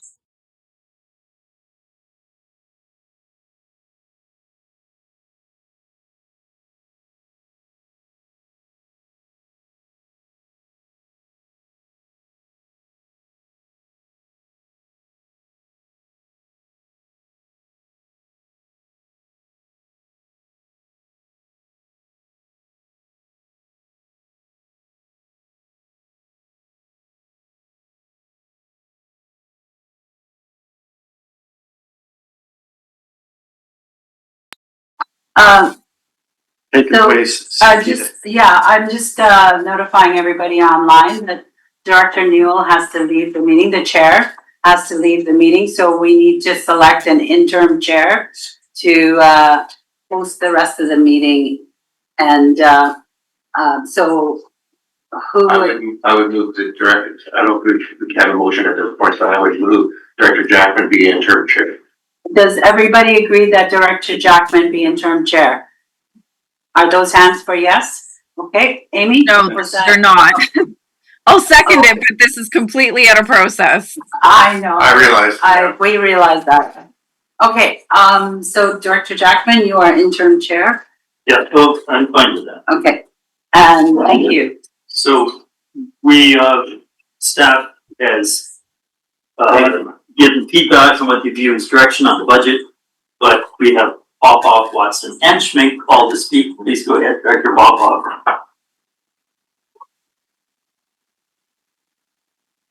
Yeah, thank you, Chair. Thank you, interim Chair. Anyways, listening to all the conversation, it gets to be really convoluted how we address the surplus. A simple suggestion, I don't know if it's possible or not, is why don't we figure out what exactly is the surplus and reduce the taxation in 2026, because we haven't established it yet, to reduce the taxation to whatever it is, 11 or 12 or 13 or $14 per parcel. And then in the 5-year plan, go back to $15 per parcel in 2027 and onwards. I'm not certain if we might need either Mike Morrison or Yev to speak to that. To check the bylaws and all 3 bylaws, was it a parcel tax of $15? Yes. Was it a parcel tax up to $15? I'm not sure we have the information on hand to make that kind of a change. Yes, the bylaw says that it's $15 parcel tax, so in order to change that, we would need to amend the bylaws. So my recommendation, because this accumulated surplus, just to explain again, accumulated over the years while the service was expanded, and that was because we weren't certain as to what parcel tax was coming in with area H and F when they joined the service. So now that we have this accumulated surplus, it is there. You can't use it to offset taxation because it's a parcel tax. What you can do is use it to and it's not showing in this budget. I need to carry that accumulated surplus into 2027 into prior year surplus. So on that line, it needs to be added there. And what I'm seeking from you today is direction on how to utilize that surplus in 2027 going forward. And some of the recommendations that have come forward is that we spread that to increase the grant amount by 20% over the next few years. That accumulated surplus then gets spread over the next few years and to increase the grants amount available by 20%. Or we put it into a stabilization reserve for any future expenses that may come up with the expansion potentially, or we put it into a reserve for land acquisition. So those are the things that I will bring forward either to a board meeting, or today we can make a decision on where we want to go with that and a recommendation to staff, and we can adjust the budget accordingly. Director Popoff, further right now. Yeah, a simple supplemental. I guess Manager Sedan has the resolution for the current year, but maybe we should be looking at the bylaw. Our residents are demanding that we decrease taxation. We are taxing our residents. That's the feedback I'm getting from my residents. Maybe $15 per year per parcel is actually excessive, considering that we've been getting surpluses almost every year. So if we reduce the taxation going forward and amend the bylaw to say $14 or $13, and that would comply with the residents' request to reduce taxation, and we'd still be able to fund the projects. By increasing the amount that we have funding is one solution, but I'm suggesting a possible other solution going forward. There's not much we can do this year, but going forward. Just a suggestion. And that will take more time than we have in this budget cycle, I expect. So it would be a suggestion to review through the calendar year. Dr. Watson. Oh, sorry. Can I go now? You're no longer a Juliette. You're no longer a delegation per se. Can you add your thought anyway? See your hand up. Is that okay if I provide a bit of information? I think so. They went and asked me to be the interim chair, so go ahead. Okay, I just wanted to provide two pieces of information that might be helpful. One is that often this fund is oversubscribed, so some projects that are eligible and good projects are not funded because of a lack of funding. So increasing funding for projects would allow these other projects to be funded. And I also wanted to provide the information from the Columbia Valley Local Conservation Fund, who puts approximately half the funding. They have more in requisition, but they put approximately half that funding into a reserve for land acquisition projects because that's seen as a priority in the region and usually is a much higher dollar amount. And so having a reserve set up for that can be really helpful when key pieces of ecologically significant properties are either up for sale or eligible to be acquired for conservation purposes. Yep, thanks for that. And yeah, that reinforces the options where we can lean into. Director Watson, please. Thank you. Yeah, thanks. What I was originally going to say when I put up my hand was we don't have another meeting until after the next grant intake. So if we're going to do anything with the surplus that affects the grant intake, it does need to be determined now. The second thing I was going to say is best budgeting practices are that we're adopting a 5-year plan. That is what we actually do. So the whole point of this discussion is we don't want a surplus that's just a surplus. We don't know what we're doing with it. So I appreciate that at the February board meeting, we can receive a report that makes recommendations on what to do with that. I'm clear we can't adjust the taxation because it's a parcel tax, which is a bylaw. We'd have to change the bylaw. We'll adopt our budget before that bylaw got adopted or changed anyways. So I'm okay with that, but I think it does beg the question moving forward, which we don't have to do at this meeting, but next year's meeting, if we're actually looking at more like $200,000 in available funds, I want to look at this service as a whole and get a little more specific based on survey results. So mostly right now, we have to determine what we're doing with that, especially if it's going to affect the 2026 intake. And appreciate staff can bring forward options in February. There should be no motion today approving this budget because we've asked for several changes we need to see before we would do that. Thanks, Director Schmidt. Thank you. Just a few points I'd like to make, and that is I would speak strongly against the reduction in the bylaw or changing the bylaw and reduction. I think going back to the public and saying, "Oh, would you save you a buck?" is probably more insulting than beneficial, in my personal opinion. And people like, in my past experiences, they like stability, and so I think it's good to just keep it the same. My preference is to keep the grant levels similar to what it is today, and to use any surplus, present or future, as a land acquisition option. Thank you. And that would certainly be a simple approach. And it wouldn't be statutory as a reserve, so we could change that and move it into operations if required. I don't think we can add anything else. I think Sangeeta has lots of ideas scribbled down. We move to the next item. Do we need a resolution? I don't think so. It's direction to staff. Yes, the budget has kind of a gaping hole in it. Okay, we will move to old business. For discussion, Old Conservation Fund Committee procedure. So we do have staff here to talk about. We have the procedure draft, we have the policy manual draft,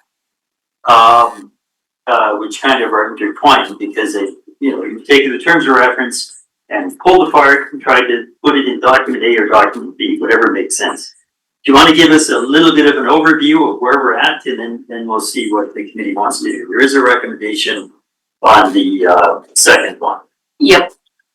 So for agenda item 9.1, please refer to the attachment C of the item 9.2, which is on page number 100 of the agenda.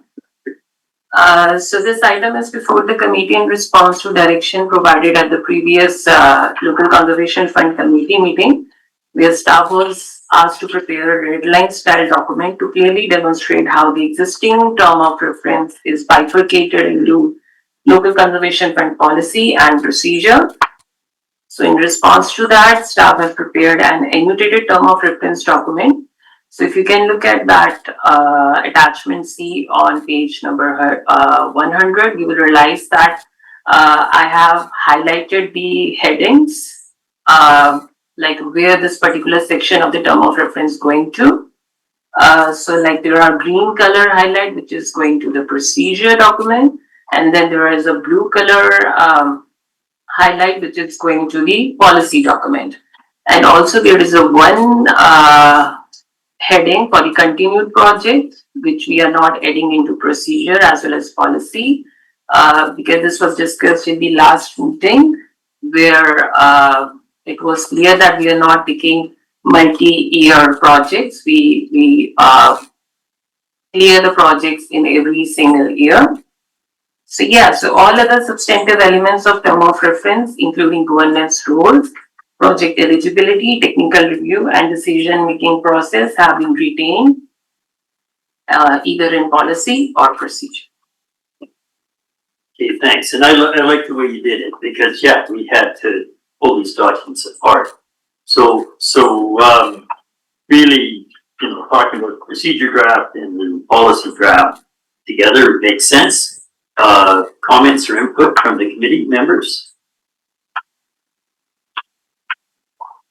I didn't check chat, if you've got in chat, because I am limited to one screen.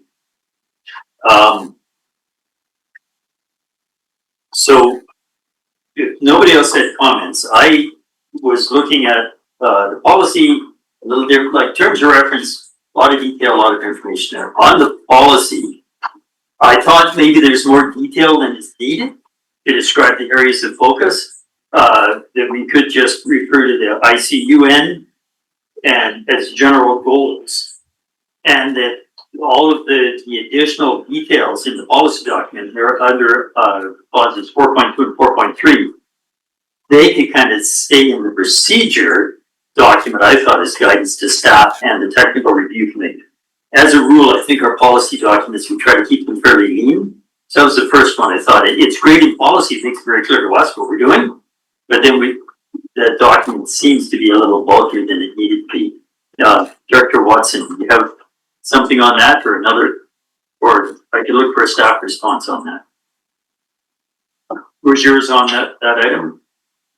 It was on the reference to the IUCN, which I wasn't totally following you. I just don't want to lose sight of the expensive and extensive work we did to identify threats specific to this region.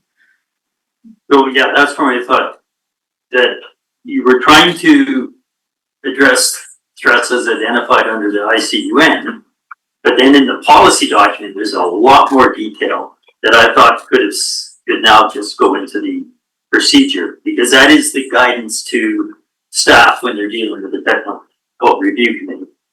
All of those very specific things, that's what the technical review committee needs to make sure those applications meet those. So to me, that more belongs in the procedure document than in the policy document. That was just my take on it. Through the chair, term of reference, so what I have tried to retain, like what was present in the term of reference document, so that we do not lose sight of the decisions might be which were taken before, as this term of reference was adopted by the board in 2019. So that's why I have tried to retain the policy statements from that. But it can go either way. It just seems like a lot of detail for a policy document. Yeah, Sangeeta. So through the chair, I see under 6.2 in the procedures document, there is a list there of what expertise, oh, that's more for, sorry, I have it confused. I hear what you're saying. You're suggesting that these targets or focus areas be added to the procedures document, and I don't see that in the procedures document. So maybe that is something we can look at. And it could perhaps be in both. I mean, these are in draft form, but just that is something the technical review committee has to be looking at those targets very specifically, because that's what we investigate. I can move away from that back to you, Chair Watson. Yeah, I'll address two things. One is the motion that's being recommended in the agenda. Procedurally, we're a committee, we make recommendation to the board, which should be the premise to the motion in the agenda. Should we approve this? And then specific to make sure I'm referencing the right document. How many documents can I have open at once? The local conservation fund procedure. I did find it odd that the very last page is the declaration for the terms of reference committee members. I don't understand, like, are they signing our whole procedure as the declaration? I would think the declaration is a separate document, because that's about conflict of interest. Through the chair, this is again taken from the term of reference document. This is a part of technical review committee term of reference. So this is a format which might be they're using to sign it off.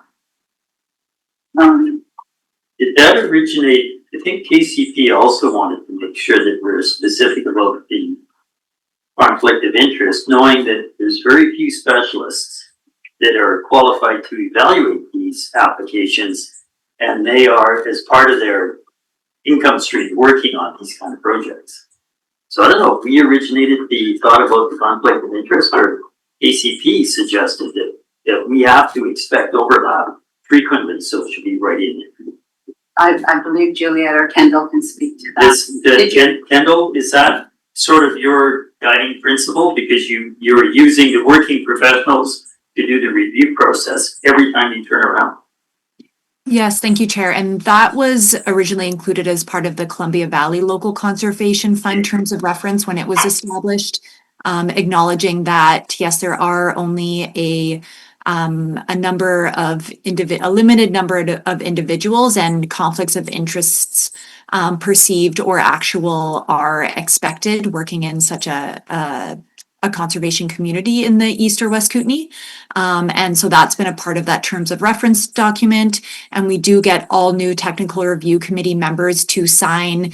It's the conflict of interest guidelines to review those, and then sign the conflict of interest declaration prior to joining the committee. And then, of course, at the beginning of each technical review committee meeting, we go over any perceived or actual conflicts of interest with the group. Okay, thanks. Yeah, I thought that it came from others. So back to Board Chair Watson, I guess your question is, does it need to be in our document, or can it just be part of the procedure that KCP uses because they are setting up and running that technical review committee process? So it could come out of our. Yes. I wasn't asking for a clarification on declarations. I understand the declaration. I know why we do it. I was asking procedurally, why is it the bottom of our procedure guidance document? It should be a separate document. And the procedure just indicates a declaration is signed by TRC members based on this criteria. That's all that should be in the procedure document. The declaration document is not the procedures manual.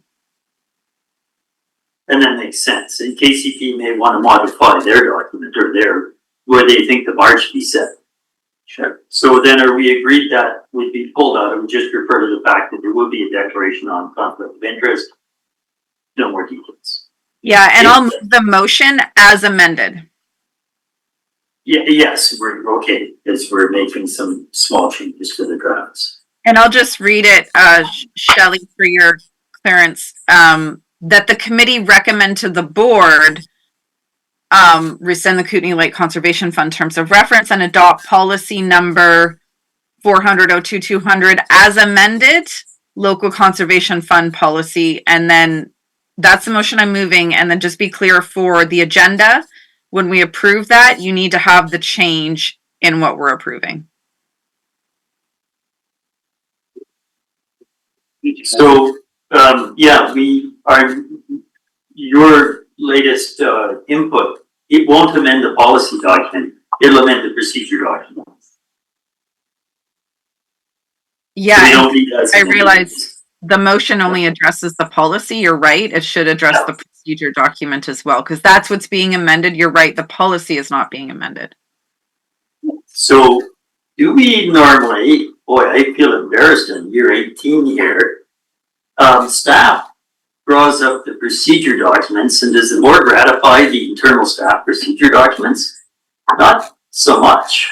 Occasionally you do that for planning procedures documents. So in this case, you could give us direction to make the necessary amendments to the procedures document, but you can go ahead and adopt the policy document, which is fine, but it would be the procedures that needs to be, that declaration piece needs to be taken out and the focus areas needs to be added in. Yeah. So, I'll remove the as amended from my motion. I'm not sure who seconded that. Sorry for that mix up.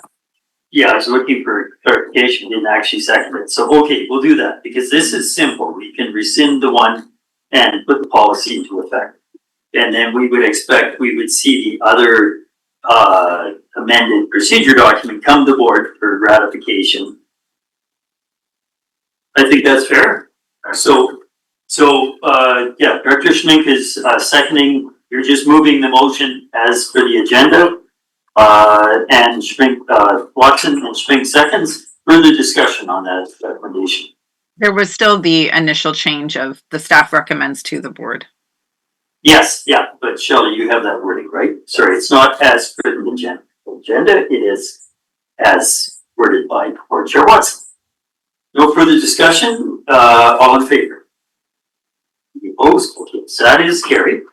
We've gone through the procedure, we'll see something on back. The policy will replace the terms of reference. So we have item 9.3, local conservation fund committee survey, and all I can say is wow. Do you want to run through your slides if people want to, or please go ahead and give us your Coles Notes overview.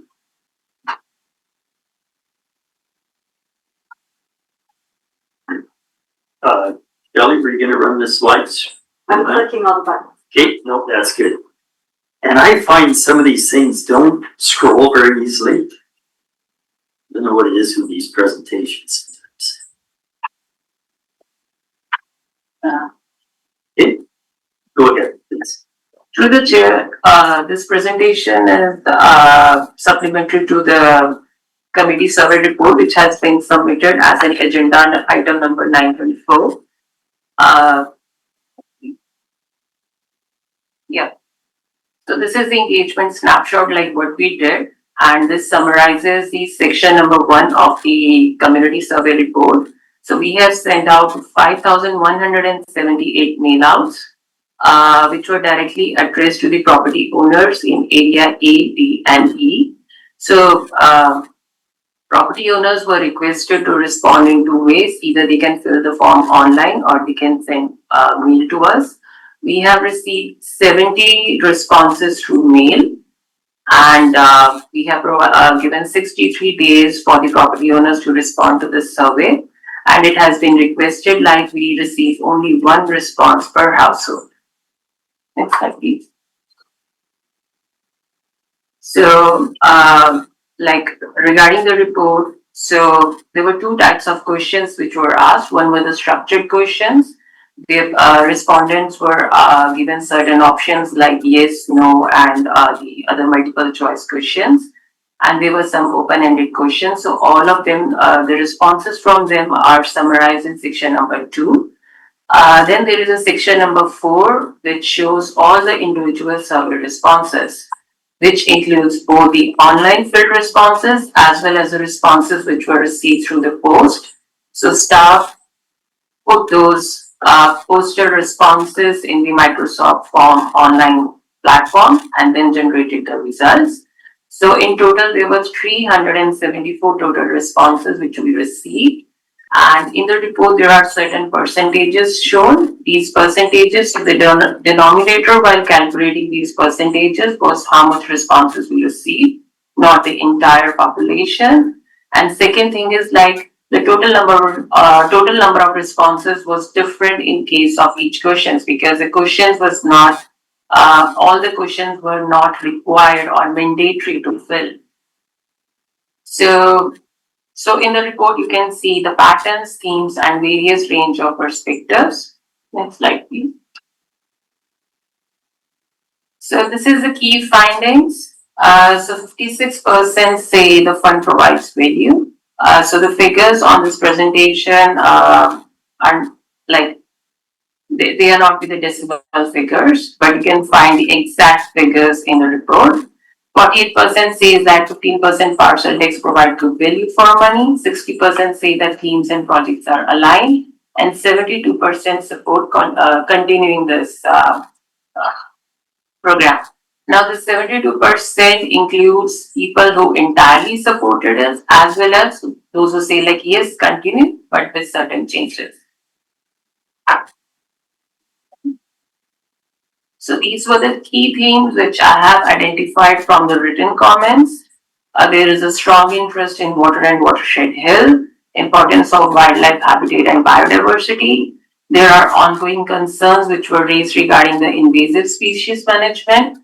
And the fourth point was respondents see that they need clearer communication and visibility of funded projects and outcomes from the communication perspective. So this is the summary of the cost. So there are 2 slides on it. So this is the staff cost. So this include the staff time which went into preparing the survey, getting the approvals for the survey, then generating the survey form on the Microsoft website. Then it included printing of the forms, then folding, stuffing, and then sending out to the people, putting postal stamps. And then it includes the time which was taken to fill out the hard copy responses into the platform, then generating Excel, and then data clearing, then calculating the percentages, and then finally preparing the report. This is the cost, which now this doesn't include printing, but it is the mailing cost, which went to the postal agency. So we did not only send it through the standard mail, but some of the posts were going to US, and there was also a cost to the international mail. So this is the overall cost which was incurred. So it is 18,832.68. Yeah. So that was the overall summary, and for the details, we can go to that. Thank you. Great, thank you. So, Board Chair Watson, please go ahead. Yeah, thank you. And Rishabh, thank you for your work on this. I do have concerns. The first point is, why was the survey not catered to only be for residents in A, D, and E? We have 26 respondents that indicated they were not a part of the service area, yet their responses influenced the results. We used their information. So right off the bat, when I saw how we were doing the results or the survey interpretation, you can usually set up a survey that says, if you're not in A, D, or E, thank you for your time. Don't answer the survey.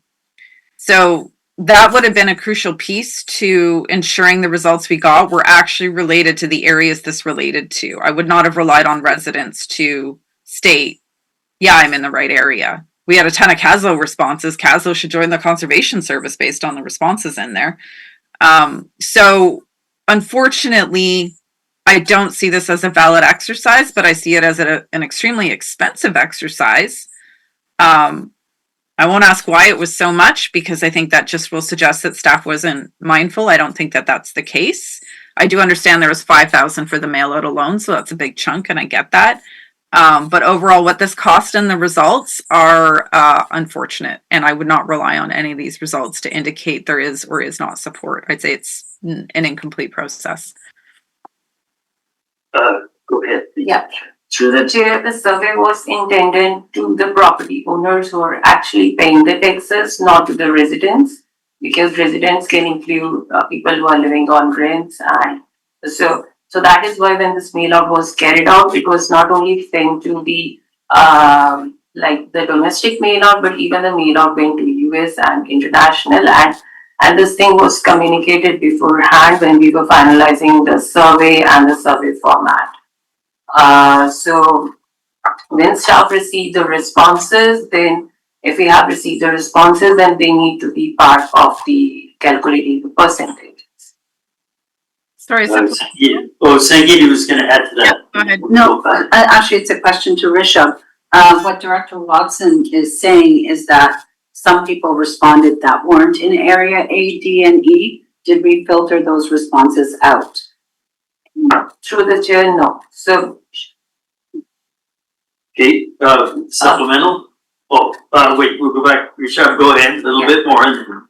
yeah, through the chair, there was another layer to it because we cannot, we haven't asked the exact address of the property owners, and that was not a mandatory question for them to fill in the community. So there are so many responses we received where people, they have not even mentioned like where they are living, and so, yeah.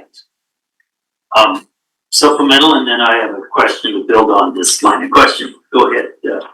Yeah, my supplemental is that you can set up a survey. Do you own property in A, D, and E? If the answer is no, thanks for your time. Don't fill out the survey. And that's where I feel like we kind of missed the point of what we were doing here. The reason why we were really clear H wasn't involved in this is because this was related to the initial creation of the service. So noting responses that were specifically to those in the service is a critical piece to getting this data. So that's why I don't consider this survey being relevant, because there's not only the 26 respondents who said they did not live in A, D, and E, but there's also those that chose not to indicate where they lived, and the survey construction should have eliminated them from even participating should they not have indicated, I own property in. You didn't have to give your address, you didn't have to do any of that, just do you own property in these areas? Do you live in these areas? No? Thank you. Have a good day. So, I want to build on this a little bit with my questions. I didn't complete it. Been an area resident for 29 years. And I thought, well, yeah, I don't want to skew the results, and who knows, may not get very many responses, period. So I don't understand the exact mechanism, but if I got a mailed letter saying you are requested to fill in the survey, if that had an identifier that I couldn't access the survey unless I was number 487, that if I didn't know that it had to be better, more complex code than that. If I didn't have to identify myself individually as the recipient, as landowner of that letter, then you have no idea about the validity of who actually inputted their thoughts into the survey. Because I could have gone into a coffee shop in Nelson and said, hey, there's a survey open. I'd like 86 people here to all express your thoughts. Or I could have gone to Preston Roggington and said, hey, there's a survey open. So did we have any gateway or control as to who could actually access an online survey? Could anybody from anywhere access it? Or did they have some means that they had to state where they actually did live? Because it sounds like we didn't. Through the chair, like when we send out the letter, the survey, it was addressed to a particular person. Yep. And we requested them like we are only requesting one response. So it was sort of like trusting that thing, like they will not share with other. So that was the angle, because if we would have limiters to that, that would have overly complicated the process. Thanks. And so maybe that's a bit of a learning experience. Given an $18,000 cost, how much more would it cost to put a code that once the code 246A9Z is used, it can't be used a second or third time? And that's 12720 Highway 3A Boswell, PCOB 184. Like that, if we did this again, that's the only way to ensure that you got the person who had that letter And that told it once that it's not spam. So given that, you used a platform that I assume you can not manipulate, you can arrange data. So I see there's people from Crawford Bay or Sanker or wherever, Wendell. Is it possible to pull those people out? And that's in Area A, that's only 69 residents that actually said or declared they live within the communities that I recognize as Area A. So there's going to be so many, 50 or so in Area D, there's going to be so many in E. Can we pull just those out and see what they look like? And how much work is that? Will that software allow you just to pull those out based on? Through the chair, that will be a manual work which needs to be carried out. And other thing which I want to highlight regarding putting delimiters or code, the thing is like we have sent this form to people, and in the form we need to print the entire questionnaire. And people they feel free, like even if they are not living in those areas, they can choose not to answer that question because they're just ticking it. And the second thing is like even if they tick it, they can keep on filling that form. So there was a lot of technicalities when we execute this idea until and unless we go to a mechanism where we need to hire a specific platform for this, which would be really expensive. But we have used as a Microsoft form which was actually available to us as a staff and it was free to use. Open source. Yeah. Okay. So I guess, and I'll go back to others, hopefully other thoughts. I think there is some validity in the sort of the themes and the general statements. And because we see statements sort of with some different viewpoints, that's good. If we only saw statements with one viewpoint, you have to wonder. The percentage wise, I mean, you say right off the top, it's not statistically representative at the 374. And if you actually take out everyone who's other area or didn't say where they live, there's only 191, 3.7%. So I guess the best we can do is that we have some general themes which maybe are worth keeping in mind as we review applications. That's good. And we did our best at trying to honor sort of what I saw was a framework where we said this is a 10-year parcel tax with a sunset clause. So we eliminated the sunset clause, but we did go out to the public and gave people a chance to speak. And you know, when people are really upset with something, they speak. And when they're less upset, you hear less. And I've heard less. So I'm good with where we're at. Yep. Through the chair, I just wanted to mention that Tom Newell brought a report forward a while ago related to this 10-year clause.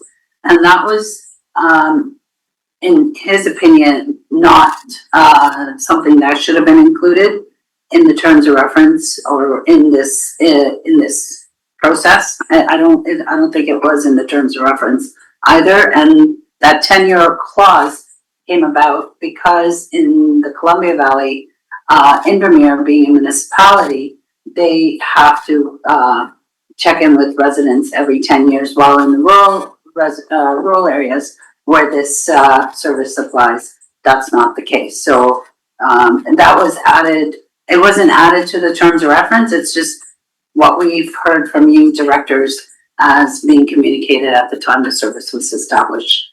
Yeah, appreciate from what Mr. Newell said, we didn't have to put a sunset clause, but we did, and we spoke to our residents in that, you know, in that light. So I'm glad that we gave them an opportunity to speak up, and we didn't hear very much. Any other thoughts on that survey? Any action we want to take out of it? You can always ask for more action based on the data. You're going to save the data so we can revisit it at a future date. Yes, go ahead, please. Or Chair Watson, please go ahead. Yeah, thank you. I would just, if we have any intentions of, you know, using the survey as a valid indication of engagement on the specific question we had, which was AD&E, I would not agree with that. I'd say that this is not, I don't want this on a website or saying this is what we've heard, because it's quite skewed. And I would say it's not accurate. I guess you're saying this isn't something to do with press release over because we're uncertain. But I think it's something to digest internally that we did hear themes frequently between the whatever 374 messages. Sorry, Okay. just Yeah. to clarify, Yes. I would not digest this as valid input, is my point. Fair There's enough. significant input that is not related to the areas that ask the question. And so it's not valid in my mind. Fair enough. And at some point, if we wanted to try and pull out everyone who put sank, everyone who put this or that, we could do that. But it may be a bit of an indicator for the broad area, and I see Juliette raised her hand. If you remember, and I guess Dave started this, but then Juliette picked it up, that they have done very broad-based surveys across areas which are not in the service, but are within the RDCA. And this kind of aligns with those surveys that they did prior to 2014. Are you generally interested? It was kind of a 50-50 or 45-50-50. Juliette, your thoughts on this? Yes, through the chair, I didn't quite hear the answer that if it would be possible to, I mean, if all the results are now in Excel or something like that, if it would be possible to just crunch the numbers of areas A, D, and E. Is that a lot of work, or is that feasible? Because I would also be very curious to know the responses by those residents who identify as living within the service area. Estimated time? Go ahead, Michelle. Through the chair, the thing is like the responses we receive, like in many cases it is a blank. You don't know like where this response is coming from. In some cases, people have even written like Nelson, Balfour. So they have even given multiple responses to that. So it's a manual work, and I feel like it will take like a week for me to go into the Excel and picking up, reading each and every response, and then separating it in that way. Unless KCP has staff time to do this? Well, through the chair, we'd be willing to do that. I think we could eliminate anything that didn't indicate they were in the service area if they left it either blank or a CASL or some municipality that's not in the service area, and then just do the percentages from the rest of the results. If that's So it is, of interest. and I see another hand up, it is local government data, but all of our data is subject to access to information. I guess if the data was analyzed by an external group, which KCP is, I'd be curious to know if then it's going to be used for some promotional purpose beyond that. So maybe I'll go back to Board Chair Watson. Do you have thoughts on that? Director Watson?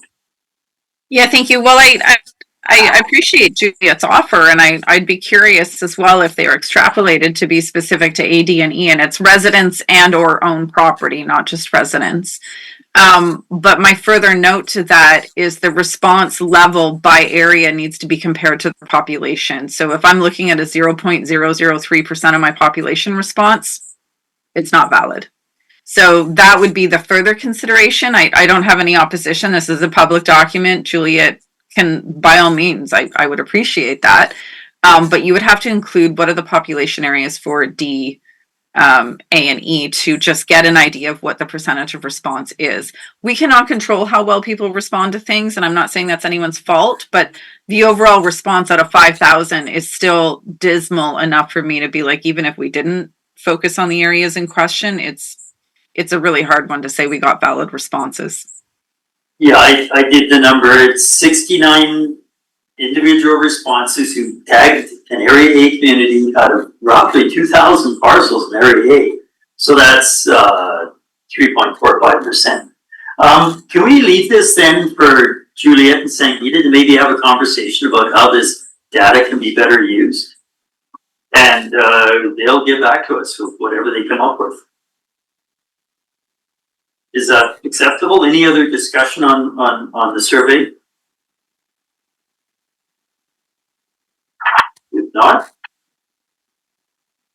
And then, so we overlapped and covered 9.4 as well, I guess. Just looking in chat, did I miss somebody now? Oh, okay, no, Kendall had to leave, that was good. Appreciate, Juliette, you're able to hang in. Okay, no other items on the agenda except public time. So at 12:50 on my computer, 11:50. I see we had 2 members of the public online. Is there a question from the public of this committee? We still have observer, we have a phone number, we had one that was Sean for a while. This is Go ahead. Director Jackman. This is Deb Randall. I'm online. No, Yes. I'm on the phone actually.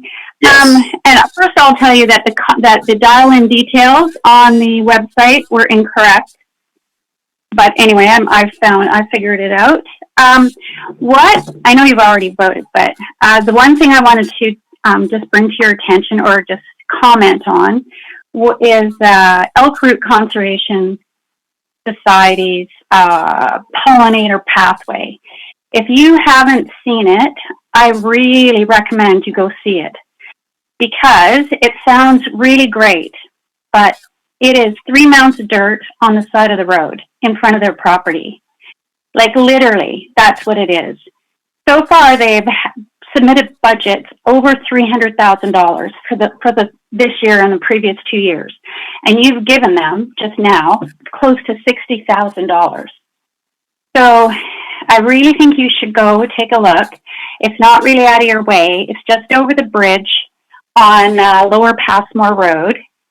And I'll tell you, I've changed my yard into a pollinator garden.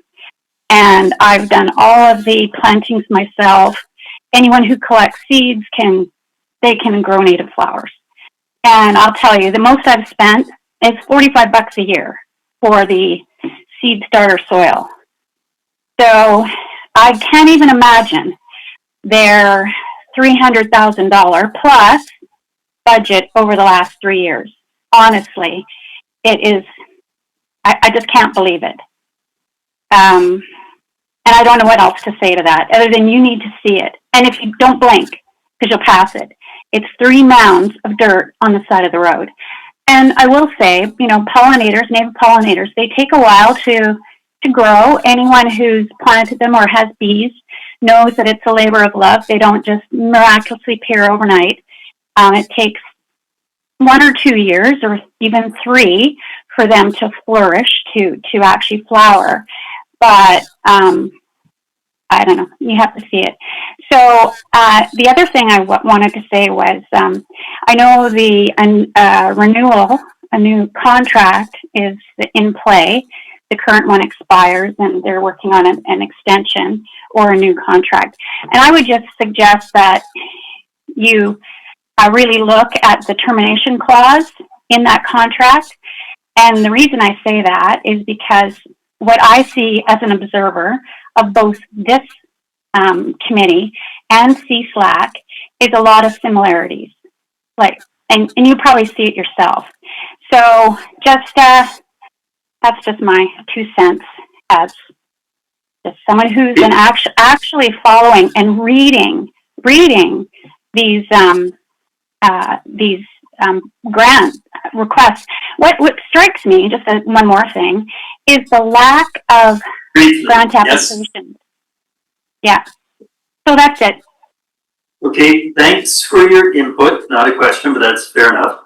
And I see staff wrote down some notes as you're speaking, and I've wondered about 10 by 20. I might go drive by them as well. Anybody else with a question of this committee? Just pause for a second to let somebody unmute if they wanted to. Nothing in chat. Okay, so that we have next meeting time right now is not scheduled. We will probably handle the budget, as you say, at board. We may or may not need another meeting. So when the regular chair is back, he can discuss with staff whether or not we would want a meeting in 2026 prior to the next grant review cycle or not. So we'll just leave it blank as it is for now. And look for a motion to adjourn. Moved, Director Schmink and Watson. Without objection, we are adjourned. Thanks very much, everybody. It is 11:55 local time. Okay, thanks very much.